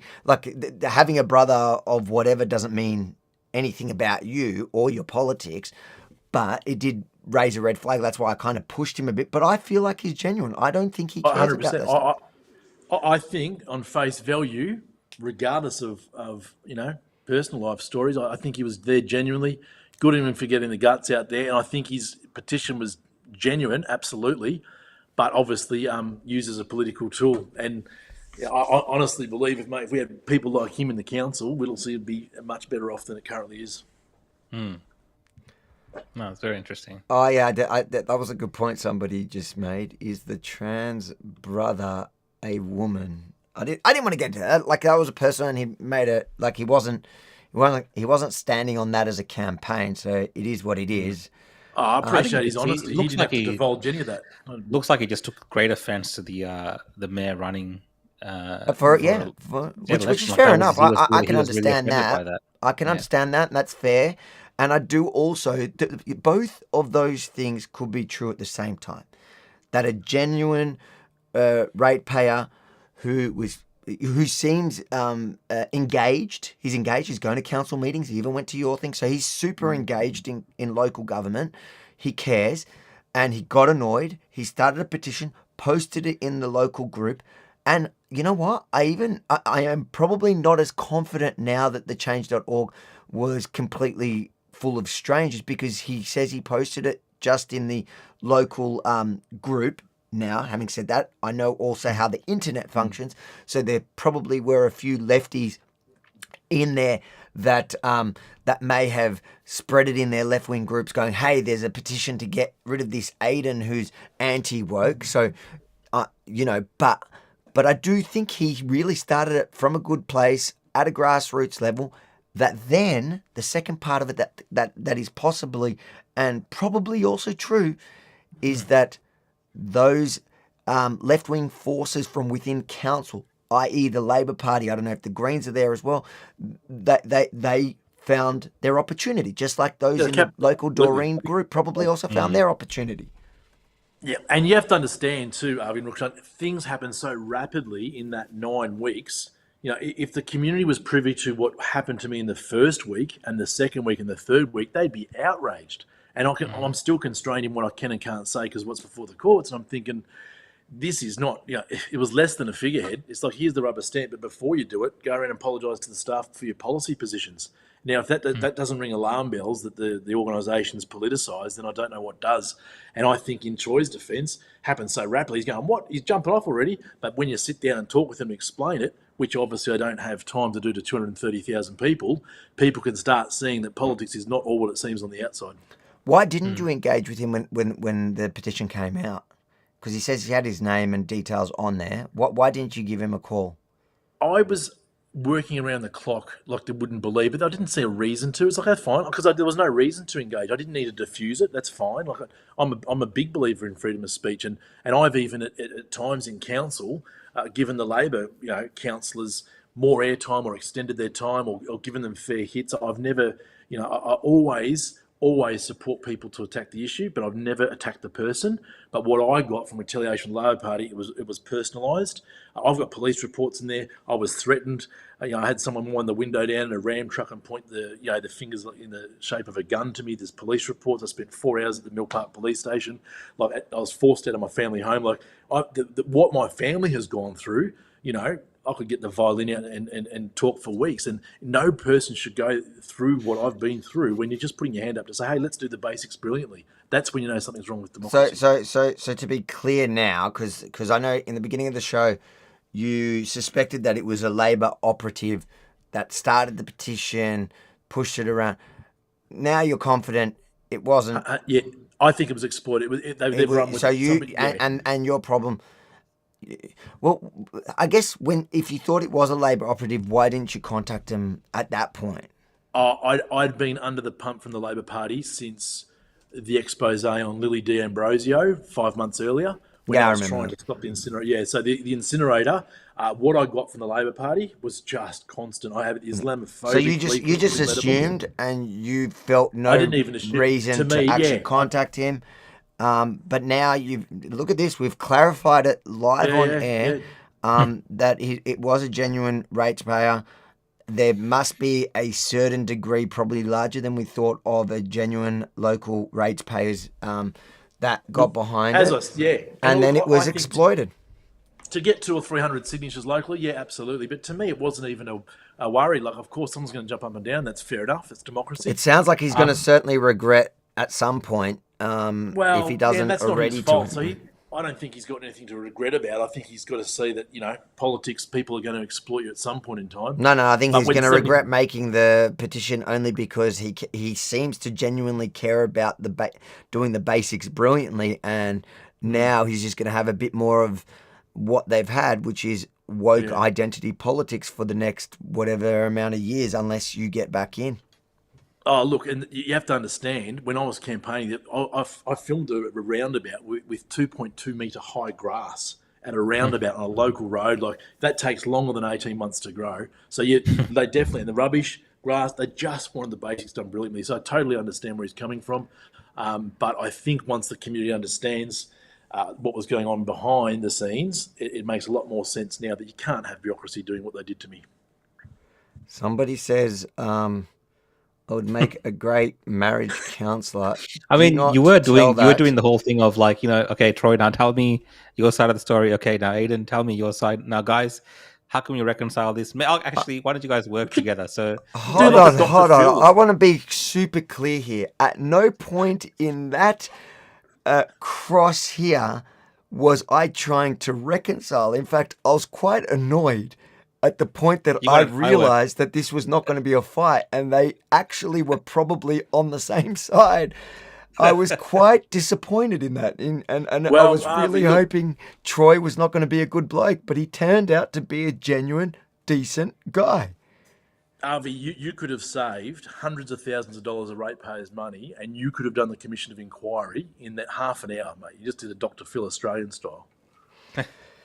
Look, we got to just figure out how to do more of this. Like I want, but next time we want actual someone was debate. We suggesting want should, angry we people. should From have- now on, someone was saying we should have every week when we have a guest on, we should have an audience member call in and ask them questions if they have any questions. Or, I'm happy to do that, Yeah. but we want angry audience. So you want to? we don't want Troy. Troy, you're not allowed back on. You're too kind.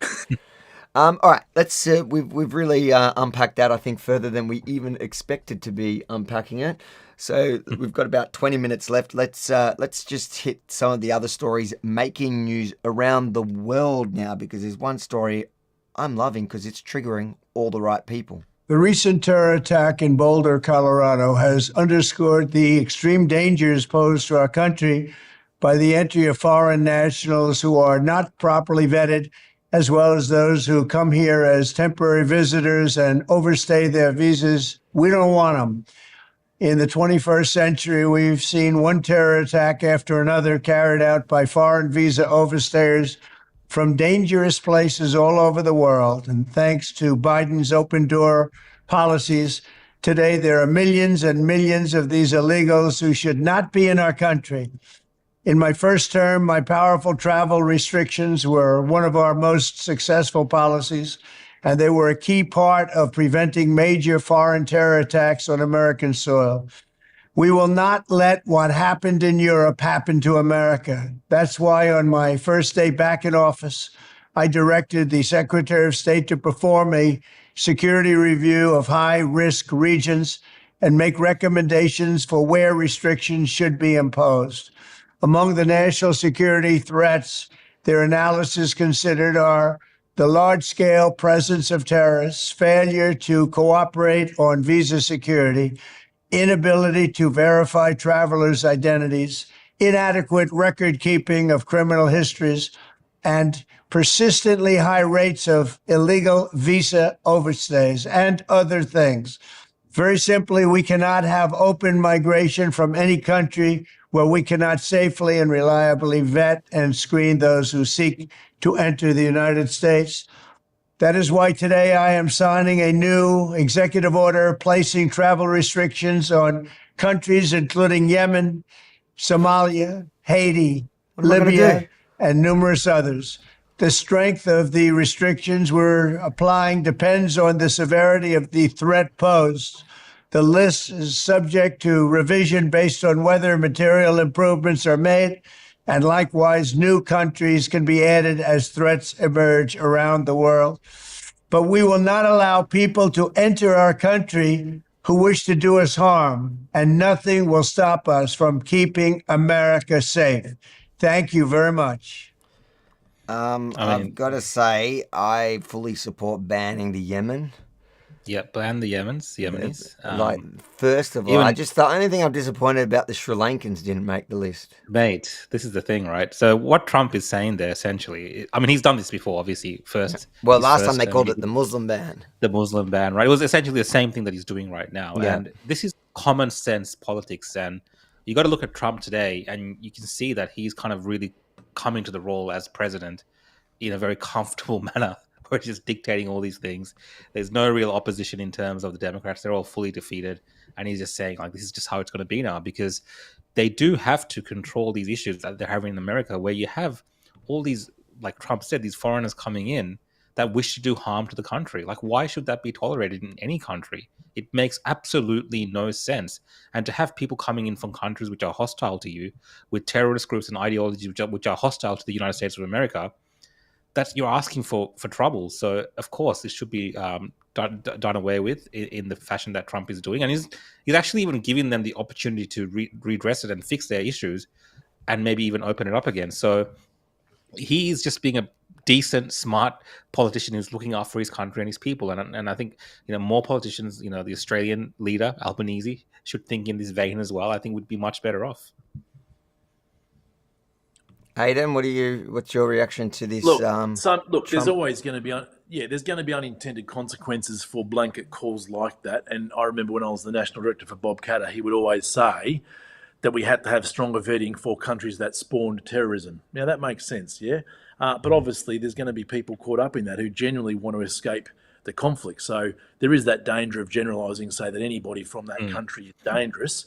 Is there a higher level and a higher risk from country to country? Yes, probably. But I think it's symptomatic of an equal and opposite reaction where some of those statements might be aspirational. Whether they actually occur to the T is another question. But I think we've really got to manage ourselves. It's sad for me, particularly in Whittlesea, where there's homeless people living in bushes, and yet, and there's people under 40. There's no way they're going to afford a home. There's basics that we haven't got right here, and because we have a fairly unvetted process and huge numbers, it's going to be complicated. There's going to be problems, but it goes back to individual responsibility. If you've stuffed up and you haven't assimilated and you've hurt or you've done harm in this country, then I think, I'm sorry, you had a good chance to start fresh and a new life. And if you've rejected that and brought things to this country that that don't deserve to be or warrant be here, then there has to be a consequence for that. I was going to say I understand the concern about a blanket ban per se, but I still think in certain circumstances warrant a blanket ban. Yeah, we should have asylum programs. We should have asylum programs. We should have, humanitarian programs. All that stuff is nice and great, but there comes to a point where you can't really tell what is in the heart of some of these individuals who are coming to this country. And now we have this.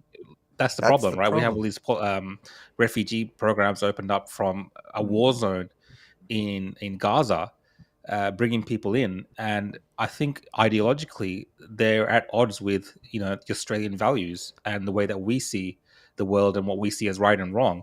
Like, I'd argue that the unintended consequences is worse and more dangerous the other way around. So yes, the unintended consequences of a blanket ban is that you may lose some decent people. You probably will, of course. But the unintended consequences of not blanket banning them means you're probably going to bring bad people in as well.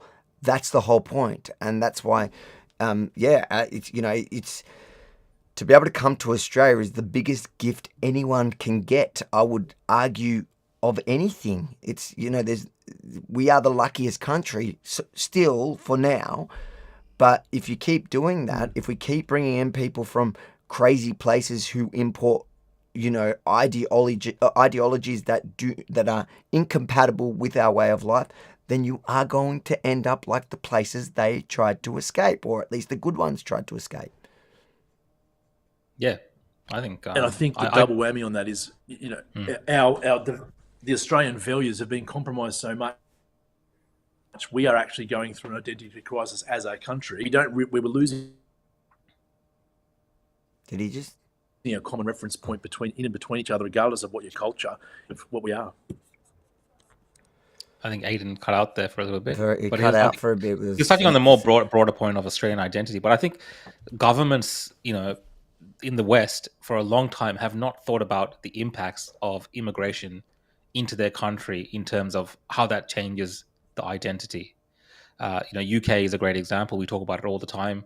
They're going through a crisis because they've just been importing people from all around the world that frankly hate the Western way of life, and they want to impose their own, whether it's a religious ideological doctrine or a way of thinking which is foreign to Western tradition. And they have almost like no levers to control that. So we have to, at a fundamental level, ask these governments, especially in countries like Australia, because I think we still have a brief window of opportunity to stop that from getting to the point where it's like not, where you can't reverse it anymore. We have to ask them to be more responsible with allowing immigration into Australia with compatible cultures, compatible peoples, and people that respect the Australian way of life and Western traditions. I don't think we need to be this, open for all, bring all your cultural problems and your, protests here and protests about your wars here, come here. I don't think it helps Australian society at all. And to your point before, Aidan, homeless Australians and veterans living on the street and things like this, number one priority should go to that rather than trying to be the, the world's savior. Because more often than not, I don't think we help the country when we're trying to do that, first of all. And then the people that come here, when we don't have that national identity, then, well, you have another crisis on hand where people are fighting within the country itself. And we're seeing that today in Australia with the Jewish population, as well as, people from the Middle East, Muslims or Arabic peoples that are infighting within Australia. And that's impacting the rest of us who have nothing to do with it. So these are considerations I think countries have to make, leaders have to make, and I think Trump is doing the right thing by being very forceful on this. Okay, so let's. Aidan has a Telstra internet connection. Aidan, is that true? Yeah, possibly. All right, guys, remember, we need a few super chats, so Rukshan actually has something to do tonight. So smash out a couple of those super chats, which also helps us support the show. So if you love us, super chat us, and we will read them, or Rukshan will read them, because he hasn't done anything today. But I want to go on to quickly the last couple of stories making news. This time back to Australia. To get the latest on what looks like an impending Tasmanian snap election, I want to bring in our reporter in the Apple Isle who has been watching proceedings very closely, Selena Bryan. Selena, what a day. How did the no confidence motion play out? So it was actually brought in yesterday. So we had debate all through the day yesterday, and then that continued today, culminating with the final speaker, which was the Speaker of the House, Michelle O'Byrne. Now, she's a Labor MP. So as expected, she had the casting vote on this. And so we were expecting that it would be that kind of 17-17 split with her as the casting vote. So she did choose to stand up and justify why she was going to be voting the way that she did in support of the no confidence motion against the Premier, Jeremy Rockliff. And she reiterated that she's a lifelong Labor member, and that was part of her decision there. Then they had the vote, and as expected, it was 17-17 with the casting vote from Michelle O'Byrne, making that a successful motion of no confidence against the Premier. Then we've heard from the Premier. He got up to speak, and he expressed his disappointment about the personal nature of this no confidence motion. It wasn't against the Liberal government. It was against him as the Premier, as the Liberal leader. He expressed that he was disappointed about that personal nature and spoke about his record as Premier and as an MP for Tasmania. He also reiterated his support for the stadium, for the AFL team for Tasmania, and his deep disappointment if that doesn't go ahead because of the way that all this has played out today. Now, he also reiterated he will be coming here to Government House to ask the Governor to call an early election if Dean Winter, the opposition leader, can't form a working majority on the floor of the Parliament. That is unlikely because he has stated he won't be doing any deals or making any agreements with the Greens. Labor only has 10 seats on the floor of the House, and the Greens have 5, and there's more on the crossbench as well. So Labor would be relying on those crossbench members to form a working government, and it doesn't look like that's what they're planning to do. So it looks like we are headed to an early election. It certainly does look that way. So what happens now? How does this play out in the coming hours? So we're expecting that Jeremy Rockliff will follow through what he said. As I understand that Parliament has just risen now. So very shortly, we're all expecting that he will be driving up here to speak to come to Government House. It's not actually the government in residence. She's overseas at the moment. So it is the Lieutenant Governor who he will be speaking to today and who will be making that decision. Now, the Lieutenant Governor could decide that the Liberals need to consider whether someone else could be the leader of the Liberal Party and the leader of the government there, or whether he could ask Dean Winter to try to form a government. But as I've said, Labor looks like that could be too much of a challenge for them at this point, given their stance on the Greens in particular. So the more likely outcome that everyone seems to be thinking will happen is that we'll be going to an early election. And that will be our 4th in just 7 years. I was about to say, Selena, you are getting very expert at elections. It's extraordinary, and we will wait for more updates throughout the afternoon. So a couple of things there. Firstly, so that's a no confidence, kind of like yours, but not spurred on by petition. It was the internal fighting of the Liberal Party. See, that's how much I followed Tasmanian politics. I didn't even know that it was a Liberal Party that was in power. Having said that, I think the Liberal Party of Tasmania is already not Labor light. It's Labor, and the Labor Party is the Greens, and the Greens have already gone National Socialist. So, what's your reaction to this news? Look, I remember doing it. It reminisces when I did my first university assignment in my political degree, and it said, what's in charge more, government or business? And at the end of whatever it was, 2,000 or 3,000 words, I came to the conclusion that it was business in charge. So when you look at these no confidence things... But look what's happened now. Sorry. I mean, this all happened. Yep. That's all right. So when you look at what you see on the surface, and we sort of witnessed it previously with Troy and I, what may appear on the outside to Troy, when they have a bit of appreciation, a bit of depth of what's going on, it makes sense. So it's never going to make sense to common players, and we're common players because we're in the football stands. We're not on the field. So what are the impacts of? There are a lot of variables there. What are the impacts of the people selling out, changing their positions on things, wheeling and dealing behind the back, the business influence in it. I mean, the list goes on. It just reaffirms too that I think we have I think it goes without saying we have a defunct Liberal Party. Are we going to have a Menzies 2.0? I don't think so. We're probably going to have a split of the Labor Party, of the left and right, before we see a revival of any sort of Liberal Party or point of difference. So I think Australia is probably in the long term, the next 20, 30 years, hopefully set for a multi-party system where major parties will struggle to get 20% of the primary. And that could be a good thing for us, having a volatile parliament where it actually becomes the pursuit of best policy again and not just opposing things for the sake of it. But I think Tasmania is going to have its own little internal problems, and they may end up after election, nothing much probably will change from the numbers. Why do Aussies seem so happy to get rid of Tasmania? My wife's from Tasmania. I feel like we just pick on Tasmania. Like, all the comments are saying, give it to America, let it be the 52nd state. I think they're counting Canada already. Well, I think there's been I think since our forefathers gave 12 senators to every state, I think there's been some animosity ever since that occurred, because it's quite a disproportionate representation in comparison to the rest of Australia. That's a fair call, actually. That is true. So finally, unless Rukshan, you wanted to add something to the whole Tasmania? I am not. I'm not versed in Tasmanian politics, but it does look like, in Victoria, for instance, we have all the issues with our suburban rail loop and all these kind of big projects that kind of don't go anywhere. But in Tasmania, it seems like things like the Spirit of Tasmania, this stadium, these football deals, they kind have of you been to Tasmania? I have been to Tasmania, yeah, on the Spirit of Tasmania. I went on the it's a Spirit beautiful, of Tasmania. beautiful place. It's beautiful. I went before they moved it to Geelong. I would never go on the Spirit of Tasmania was actually all right. Like, I enjoyed that whole overnight trip at the bar, have a few drinks with the wife, the kids, going to one of the cabins. Like, it was a fun experience. But now that it's in Geelong, there's no way I'll do that. And but Tasmania itself, I've never seen so much roadkill ever. Well, that's the thing. So I ended up driving one day. Like, we didn't drive at the right time. We ended up driving like late at night through one of these kind of wilderness areas, and the amount of whatever I was hitting through that entire drive, it was kind of traumatic, because you're constantly running over little animals. Like, there's so much like roadkill on Tasmanian roads because it's so kind of wild there.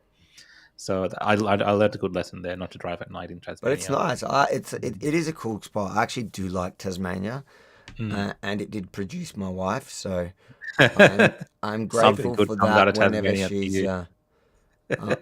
But my point was, like, these things, it's like things that we kind of overlook here sometimes. These things, because it's, I guess, such a small concentrated population, has a major impact on their politics to this extent, and that's why we're seeing some of this. So it'll be interesting, I think.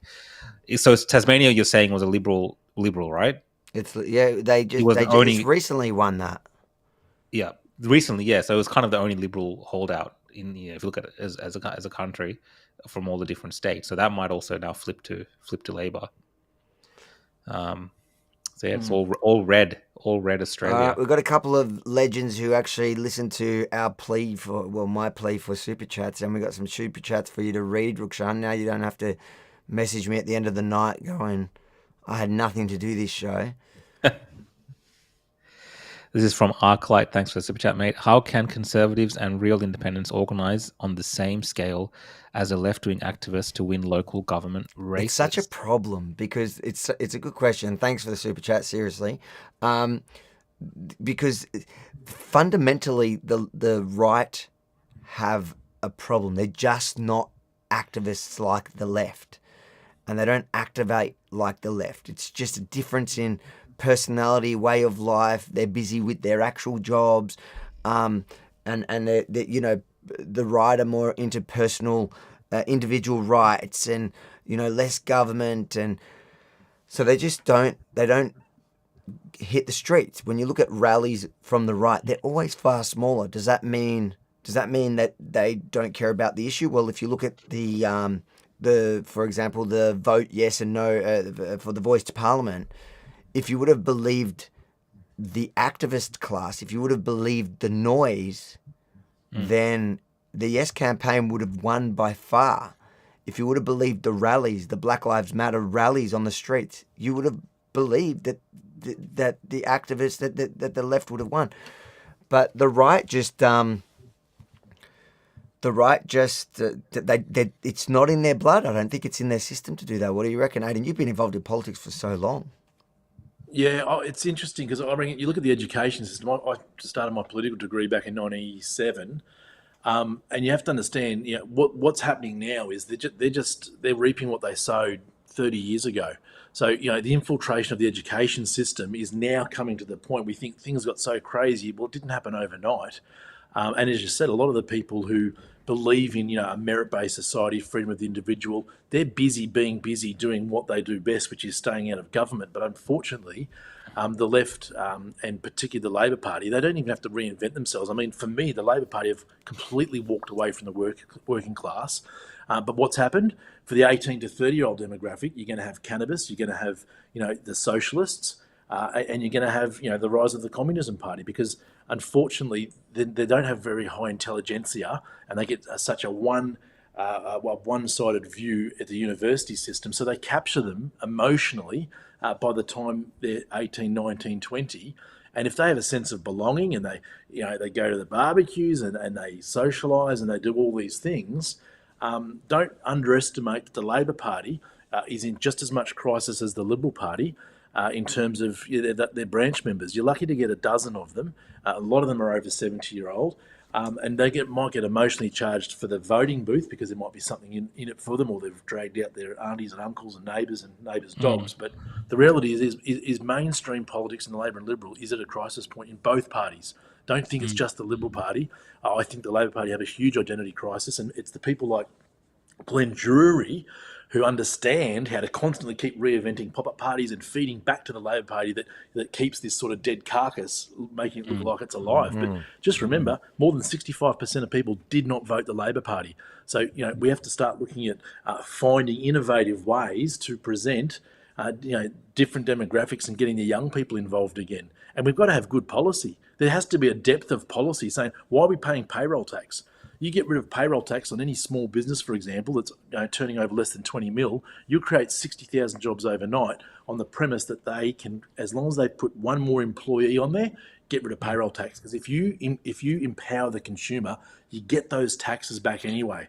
But unfortunately, Labor and Liberal, they're lazy. All they're doing now, 25 cents a litre of fuel, they're trying to rob Peter to pay Paul. That's not innovative policy. That's just playing politics, and people can see it. They don't believe in the major parties anymore. Anyway, I hope we're heading towards a multi-party system and that we get more young people involved, because unfortunately, good people, it's a traumatic experience now, because when good people go in there, they get hung, drawn and quartered, and it sort of sends a message to everyone else who wants to make change that you just stick to your lane. Yeah, I think that kind of goes to like you're saying, Arvin, people on the right, conservatives might not as protest as much or bring up issues as much in the workplace even, or things like this. I think a lot of it has to do with that kind of cancel culture perception. Some people just don't want to get involved in the way that social media and all these kind of things have shifted. Just people having a basic opinion about something, and you could lose your job, and things like this have really affected people who are more sane when it comes to a lot of the craziness that we're seeing around the world. So I think that has a major impact. I think we've also lost the institutional backing of very traditional foundational Western institutions like the church, for instance. At one point, I'm not saying the church should be involved in politics, but at one point, like your local parish and people like in these community groups might have a certain view and have a lot more influence over that community to be have a voice and be involved in protecting certain things. And I think that was kind of the way things were maybe 60, 70 years ago, whereas we've lost a lot of that. So when it comes to these kind of conservative, right-leaning issues, a lot of the times, the people that can speak out about it are the people that are willing to take the risks, like Aidan and many other people that you see who are outspoken, who have to take the arrows and be subjugated to all types of attacks from the political class as well as the media class to actually be out there. And we saw that very openly during COVID. Like, how hard was it for people to slowly break that system and that pattern down and start having a voice against what was very obviously something that was really wrong that was being done to them. It took a lot of time and a lot of, not persuasion, but just showing people what was happening for people to start speaking on it. And then you saw the floodgates open, you saw people turn up, the protests got bigger and bigger and bigger. So it is possible. There are people out there that have the same views and opinions. It just needs to come from a place where they know that they kind of feel safe in the sense that they're not going to be targeted and other people are going to speak out for them as well. Avi and Rukshan, do you mind if I'll give you a 30-second suggestion, which is what I think needs to happen in politics? Yeah. You need a party doesn't have a reference point to one person. So not a Bob Catter or a Clive Palmer or a Pauline Hanson. Has to be generic in nature. What about the Trumpets of Patriot? Yeah, so I mean, they've tried that a few times. So my point is, I think you need a generic one. You need create shadow ministers outside the parliament, because in Westminster system you can. Anyone can be shadow minister. I started a shadow ministry when I started the Queensland Party when I was 30 years old. It gets runs on the board. You can have a shadow minister for tourism, for education. They get in the papers as the shadow ministers. The only one with formal recognition is the minister in the parliament. You run a parallel parliament from the outside that builds and builds and builds, which is what Nigel Farage is doing at the moment, okay, with a generic name, with 3, maybe 5 at most, key points that are common sense that most people believe in, they will find a go-to. The problem is obviously the personalities and the egos that get in the way. Once you get one generic party like the Reform Movement, and they've got to, and I would never have said this 10 years ago, they've got to push for a republic, because the next big battle will be a republic, and it's going to be on the left terms. We've got to get in there, create a republic where we can actually detach from the globalisation that's going on, regain our sovereignty and our autonomy by getting in first, because we're going to get it anyway on their terms. So whoever goes on a republic first, I'm telling you now, the numbers are already there for a republic. In 1999, under Malcolm Turnbull, it was 51%, 49%. I reckon it's sitting at about 65-35 in favour of, but it's going to be to the globalists and to the left if we don't move in fast and start putting something forward that we can say yes, because we're always on the defensive saying no. Let's lead the charge and be bold and do it on our terms. Food for thought right there. All right, Super Chat, I'll read this one because I think they're talking about mine. So thank you, Baz. I wouldn't even... Lee. We'll go with Baz Lee. Thanks so much for the Super Chat. And I think you're talking about this. Do you like it? You like the T-shirt there? It's you can get it. Let me see if I've got do I have the button for it? I haven't used it today. There is a button somewhere for that. There is. Oh, here we go. So you can get it. Oh, I probably should remove your comment first. I'm confusing myself with all these. Rebelstore.com.au, you can get yourself one of these pride flags that I like to wear on the show. But thank you so much for the Super Chat. And now there's actually a really big Super Chat, and it's funny because Rukshan's going to love reading this one. Abby King, thanks for the Super Chat. Oh, wow. That's Thank a you, wild Abby. Super Chat. There you go.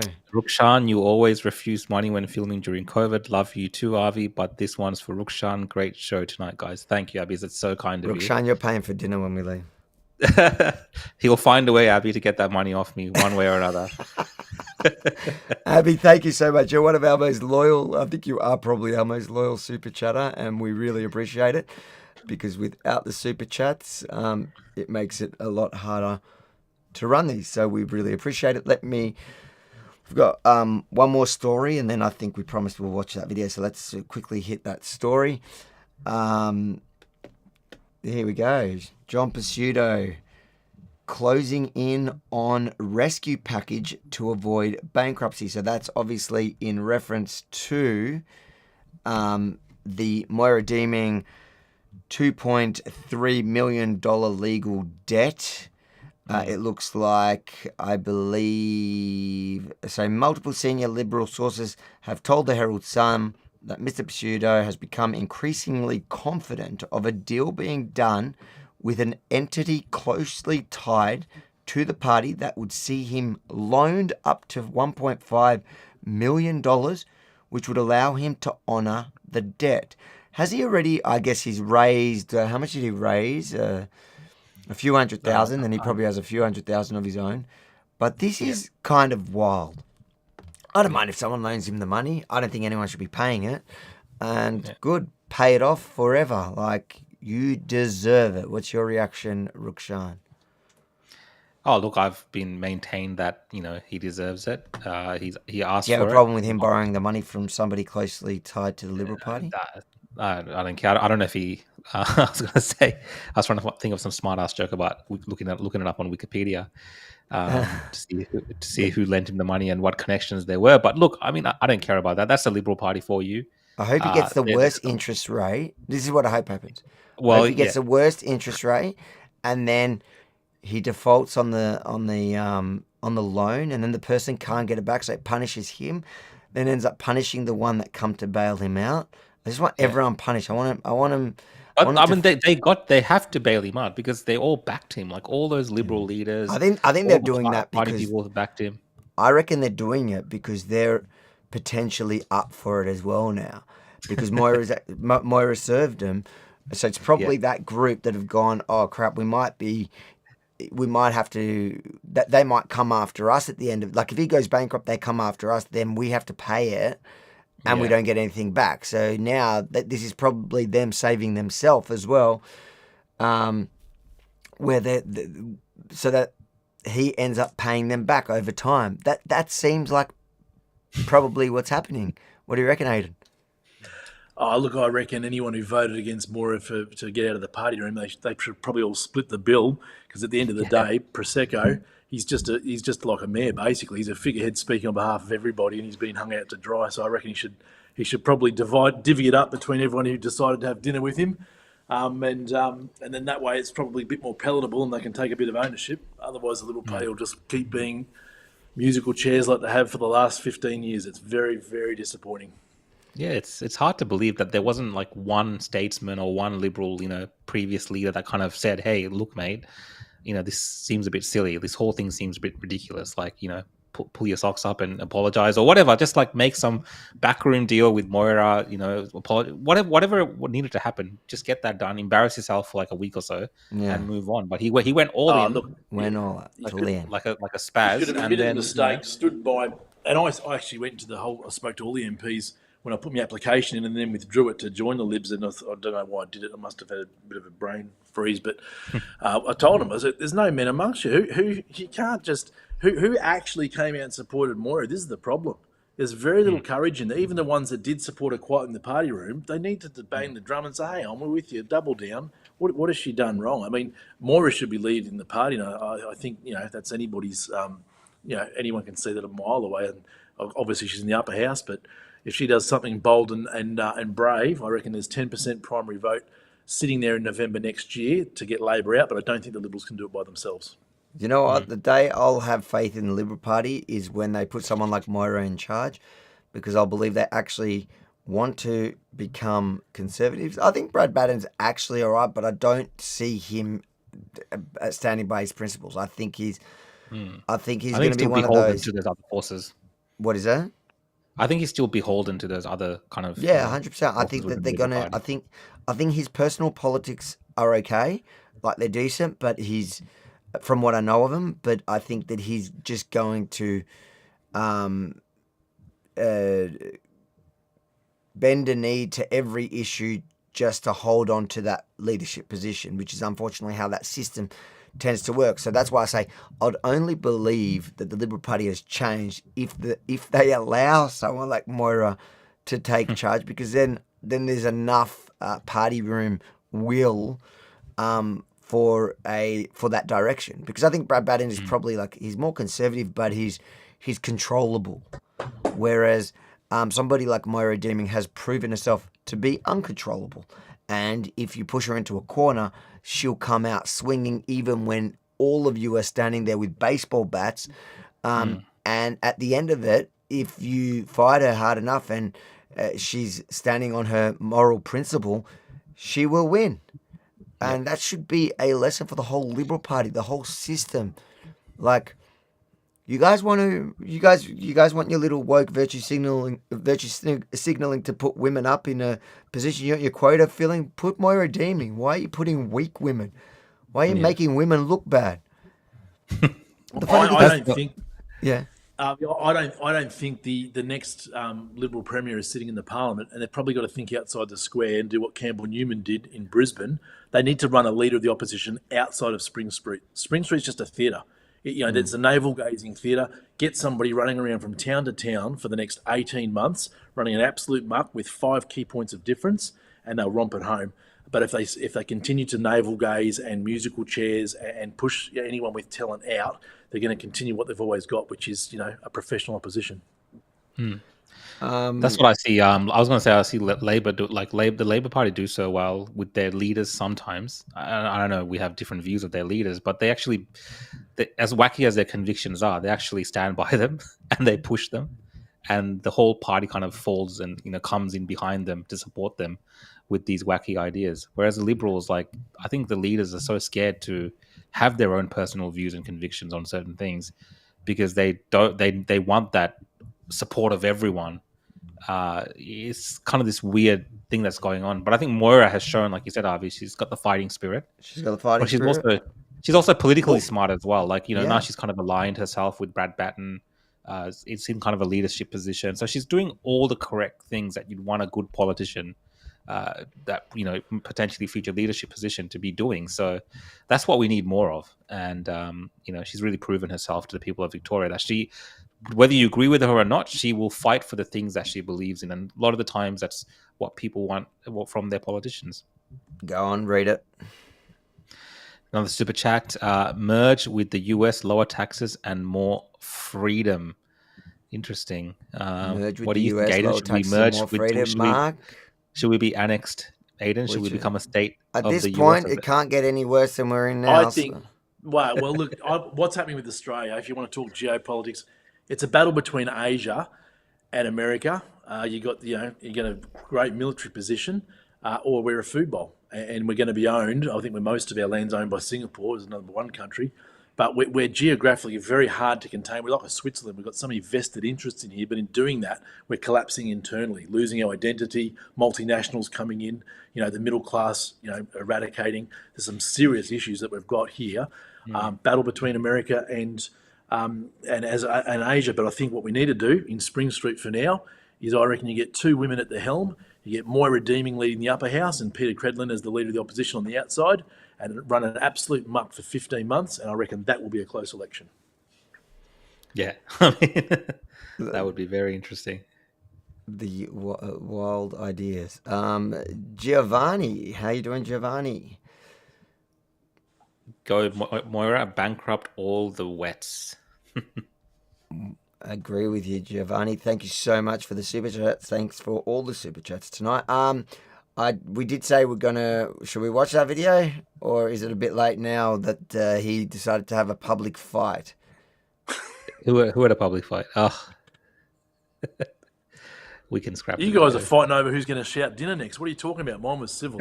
There is no fight about who's going to shout dinner. We know 100% it is Rukshan. All right, so we'll call it then. Aidan, thanks so much for joining us tonight. Where can people find you if they want to follow you? And I'll give you Troy's details as well, so you can you guys can announce your ticket running together. Let us know in the comments, guys, if you want to watch. It's a video that we said we'll watch before, the trans activists confronting the trans activists over drag story time about 2 years ago, reminiscing over that in the council. If you guys want to watch it, let us know in the comments before. But for now, we'll get Aidan just to tell us where to find him. Easiest way you can get me is Instagram on the handle Aidan P. McLindon. That's AIDAN P McLindon. And I will lay low for a little while, but I'm sure that I may be back in some shape or form at some point. I'm just going to recharge and get through this little battle, and we continue the fight. Thanks for having me on too, boys. It's been good. No, we appreciate it. We appreciate it. We have a couple. We have a couple of three. We have a bunch of yeses. We'll play it. We'll play it, and we have one no. I mean, it's relevant. It's relevant to the. It's relevant to what we're talking about. Look, I can't even remember it. I remember the night. I remember it was funny. I just don't remember what really happened. Aidan, if you want to leave, you can leave. But if you want to watch it with us, you can watch it with us too. I'll close off, man. But you have a giggle and I'll look at it on the phone. And hopefully I'll see you in a better light next time, and we'll see what the Supreme Court does. 100%, brother. Let us know. Keep us posted. Thanks so much for joining us tonight. Good on you. See you, man. Thanks, mate. All right, Rukshan, it's you and me. And don't run. Oh, everybody's saying play. Don't run away now with your big super chats. Now we're gonna have to get everyone's telling us to play. How to invest that money really quickly before I have to pay for lunch or dinner. Bitcoin. You're gonna Bitcoin it. We'll watch it now, and I reckon we'll get a bunch of super chats because it's going to be such an entertaining video. I remember it was entertaining. I think I don't know. We'll find out. I mean, we can stop it here and there if we find anything funny. What rights is it exactly you want from council that you don't have at the moment? Are there specific rights? Why are you still wearing a mask? Is it the right to have story time for children ages 1 to 6? Is that the right that's the hill you're going to die on? To have sexualised story time with little children? What are you guys fighting for? What rights in council are you lacking? Your sign says drag queens are welcome in, that's fine, but why are they welcome to kids of ages 1 to 6? Are you a ratepayer? Ratepayer? No, bro. So what are you doing here? I can tell you what I'm doing here. I'm opposing this sort of thing that is, how do I put this? Right-wing propagandists. That was a good opener. Are you mini for Rebel News outside the Monash City Council, where hundreds have gathered in protest of an upcoming ratepayer-funded event? We're here to let council know that we're not happy about drag story time and drag performers talking to kids. In this case, the story time in question is going to be conducted at Oakley Library on May 19 for kids aged 1 to 6. And on the other side, we have a counter-protest of, I guess, pro-drag time stories to children. I'm unsure because at this stage, as they're vastly outnumbered, they're unwilling to speak up. Do you want to tell people why you're countering the protest? Interesting though to note, there's not one keffiyeh there. That's how you could tell it was before October 7 because it wasn't the uniform. The uniform at that time was still like the mask. Now it's the fashion item. Yeah. Oh. How you doing? Not so bad. Not so bad? Not so bad. Are you here for the protest? Absolutely. Are you with them or with them? Who are them? They support the drag times, the story time. I don't believe it. This is? Is there... It's okay. With me, it's okay. They have kids. I doubt it. Yeah. Why do you think these guys want children 1 to 6 to be exposed to sexualized adult material? I think they are confused people. Or they have a mentor behind the scene and with an agenda. They can't possibly be bad people. They've got masks on. That is the international sign of a good person.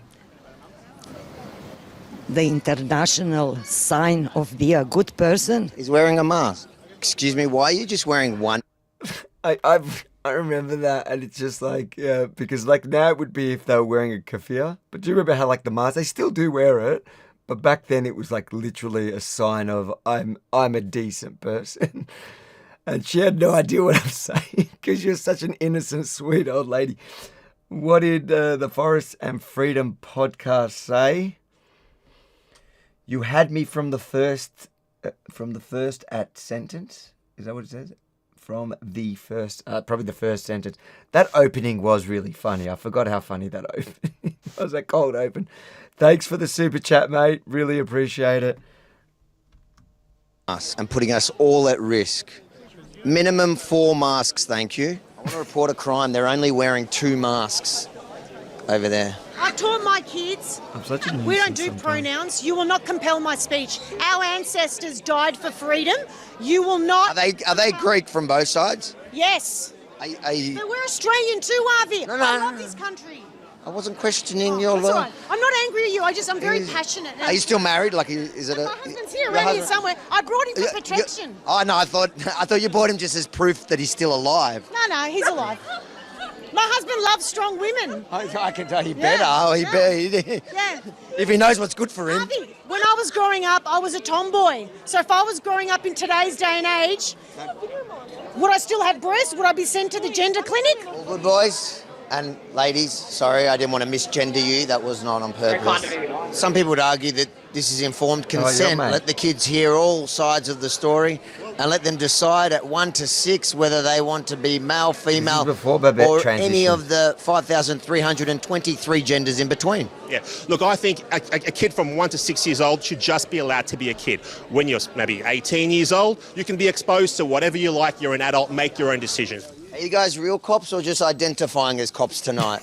That the event is in fact designed for old men who wear makeup and identify as women. And the question is, why do they want to be around our children so much? Good question. That's right. The council should only be worried about roads, rates and rubbish. But some people would argue that this is rubbish.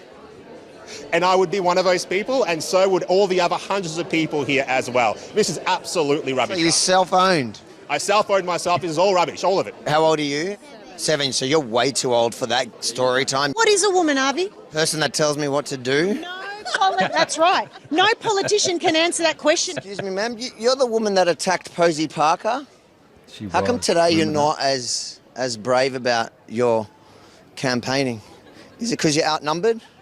I'm just going to take a second from the madness to let you know about some new merch we now have at therebelstore.com.au. Look at that. How good the was definition that? of a woman. I You bet can you wear did it a good proudly job. to help educate the confused people in our community. And guess what? rebelstore.com.au, you purchase it, you look good, you're proud, you're educating people, and you're supporting your favourite news network. rebelstore.com.au, get yours now. Where are the feminists? This is why they got rid of it. They got rid of your rights because look at you. We give you a little bit of power and you get angry. You know what? I'm angry because I'm being asked to open up domestic violence shelters, rape shelters, toilets, women's change rooms to men, to biological men. That is wrong.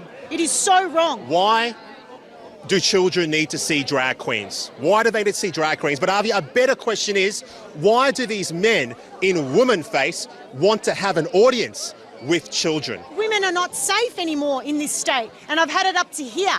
And I'm not a Nazi, I'm not a transphobe, I'm just a normal mother, and I'm not a chest feeder or a birthing parent, and I've got 2 sons, and I'm raising them to be proper, strong men. So the council meeting is opening now to the public. Now walking up the stairs into the council meeting with the hundreds of ratepayers who want their voices heard, and some of the counter-protesters clearly identifying themselves with their masks. So the small group of protesters are here at the back of the council meeting with signs like trans people have always been here. I don't think that's the argument. Nobody here is claiming trans people have never existed. They've always been around. Everybody belongs, that's fine. Thank you all for your questions regarding the upcoming Drag Storytime event. The Drag Storytime event is scheduled to be held on 19 May to celebrate the International Day Against Homophobia, Biphobia and Transphobia by modelling inclusiveness, kindness and acceptance while promoting a love of reading. This is just one of many programs that our libraries and other services run each year, many of which target specific communities. Council will continue to provide a range of events and activities across the year which support and celebrate our LGBTIQA+ community, and will continue to implement its LGBTIQA+ action plan. As with all our programs, a review will be undertaken after the event. Council undertakes risk assessments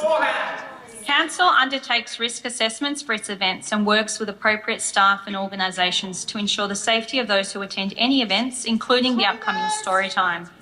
Monash Council is committed to child safety, and all events and programs are developed in line with this commitment, including the requirement for a Working with Children checks. The books being read are chosen by our qualified and experienced librarians and will celebrate diversity and acceptance and will be age appropriate. Children are never too young to receive such messages in a variety of forms. It's common that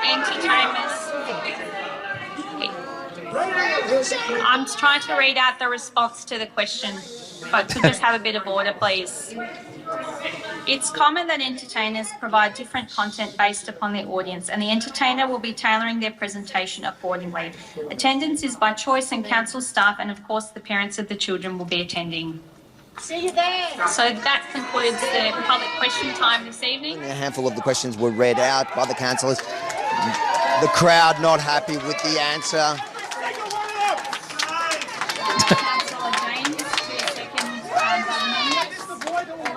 It's rubbish. Sack them all! Sack them all! Sack them all! Sack them all! Sack you all! Sack you all! Well, there you are.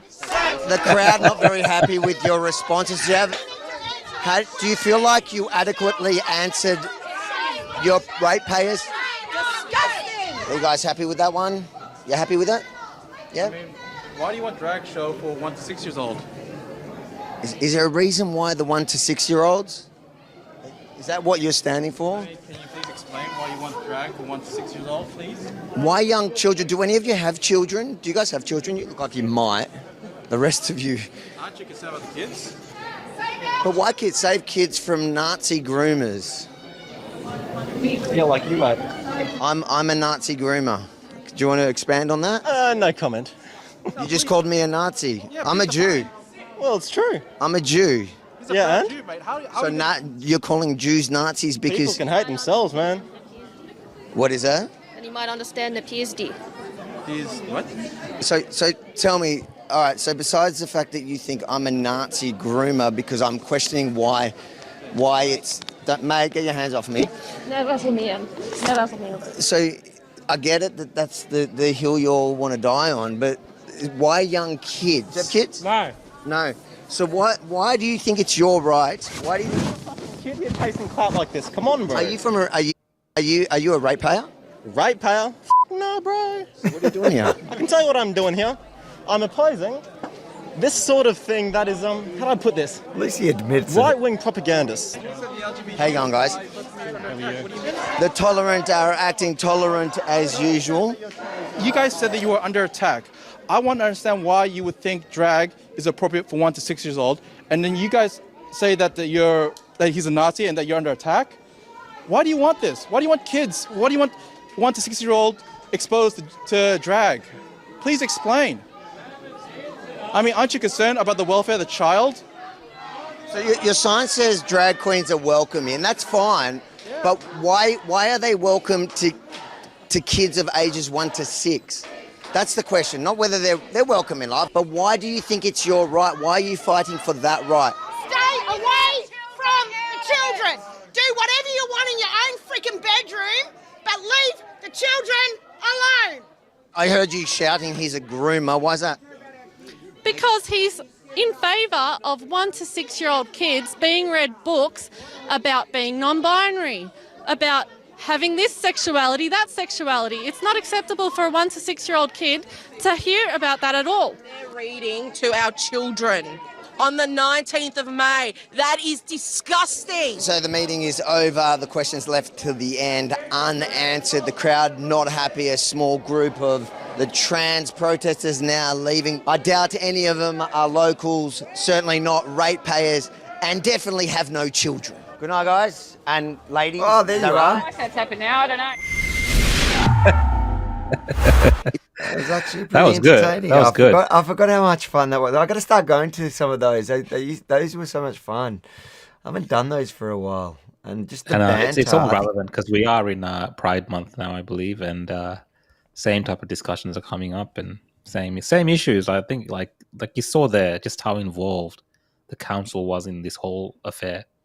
And it forces councillors and people who have opposing views that work in the same office or the building to oppose those ideas. You see ratepayers there that had differing views, and well, in this instance, looked like a lot of the activists weren't actually ratepayers. They weren't. I recognise half. They those openly guys. said that. Exactly. I know, it's so funny they admitted it. But yeah, it kind of feels like a different time. But that was 2 years ago. Same issues are coming up again now. The only difference is now they're wrapped in like terrorist flags, which is even more crazy to me. Which will be fun, I guess, for the next one, because go to Gaza and do that. Go to Gaza and do your campaign for trans rights, or to read drag. What is it? Drag story time for kids. Yeah, drag story time for kids. I want to see you try pull that off in the West Bank or Gaza, or you know what, any Arab state. You know, because they always come back and go, oh well, I can't get into Gaza. Go to any Arab state and try that on. You guys are clowns. Got a super chat here from Wright. Thank you very much. What was it for the Nazi Jew comment? I say for the Nazi Jew. Yes, you know what, that used to be so much fun back in the early days. But they take you out of context whenever you say that. That's the thing. Yeah, well, there was that one time on stage I said it like ironically, tongue in cheek, in reference to Antifa, who kept calling everyone Nazis. I was like, world's proudest Jewish. Anyways, they moved on from that. Nowadays, I'm just the wife basher, because they care about women so much. They love my ex-wife so much. They care so much about women. I should read your book, Rebel from the Start. Rebelfromthestart.com. There you go.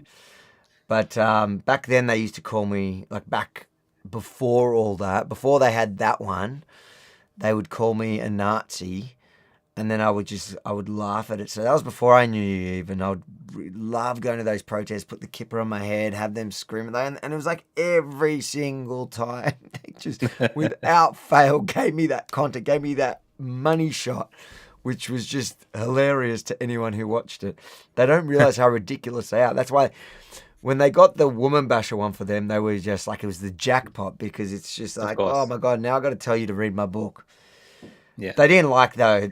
Well, I mean, I noticed in the comments, there's always people coming in and writing those type of comments, and I'm like, Avi talks about all this in his book. Just go read the book. Go read it. And I talk about it. Like there was a period.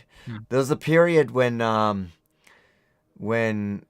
couldn't talk about it. That was the most painful, because I just had to cop it, and I wasn't even, because legally I wouldn't, like, I had to do my best to cut out even somebody saying it. Now when they do it at protests, I use it as an opportunity to stand in front of it and sell my book. They hate it. Rebelfromthestart.com. Get my book, read it, let me know what you think. The reviews are actually pretty decent. Besides for the first probably 10 before the books were actually getting sent out, they started sharing, and I was getting like heaps of reviews. They were all 1 star. This book's crap. I'm like, dude, you didn't get it because I'm literally the first one. I admit I left one of those 1-star reviews. Yeah, for sure. All right, guys. Thank you so much for joining us tonight. Really appreciate it. Thank you, Rukshan. Actually, why am I thanking you? You got paid well today. Mate. Till Monday, eh? I reckon we'll get the comments hopefully set up for Monday. Tuesday. Tuesday night. Tuesday night. All up. Guys, give us ideas also who you want to see on the show with us. You can actually, that's a good idea. Actually, suggest to people even to come on the show, because we would love to have people that have differing political opinions as well. You know, people that don't necessarily like. I would love some of those trans activists. Rukshan. Come on, speak to us, tell us your views, and that'd be great. So suggest to people as well to contact us to get on the opposition podcast. They can contact avi@rebelnews.com, because Rukshan does absolutely nothing. He logs in and gets paid. On that note, God bless. Thanks, guys. You all. See you next time.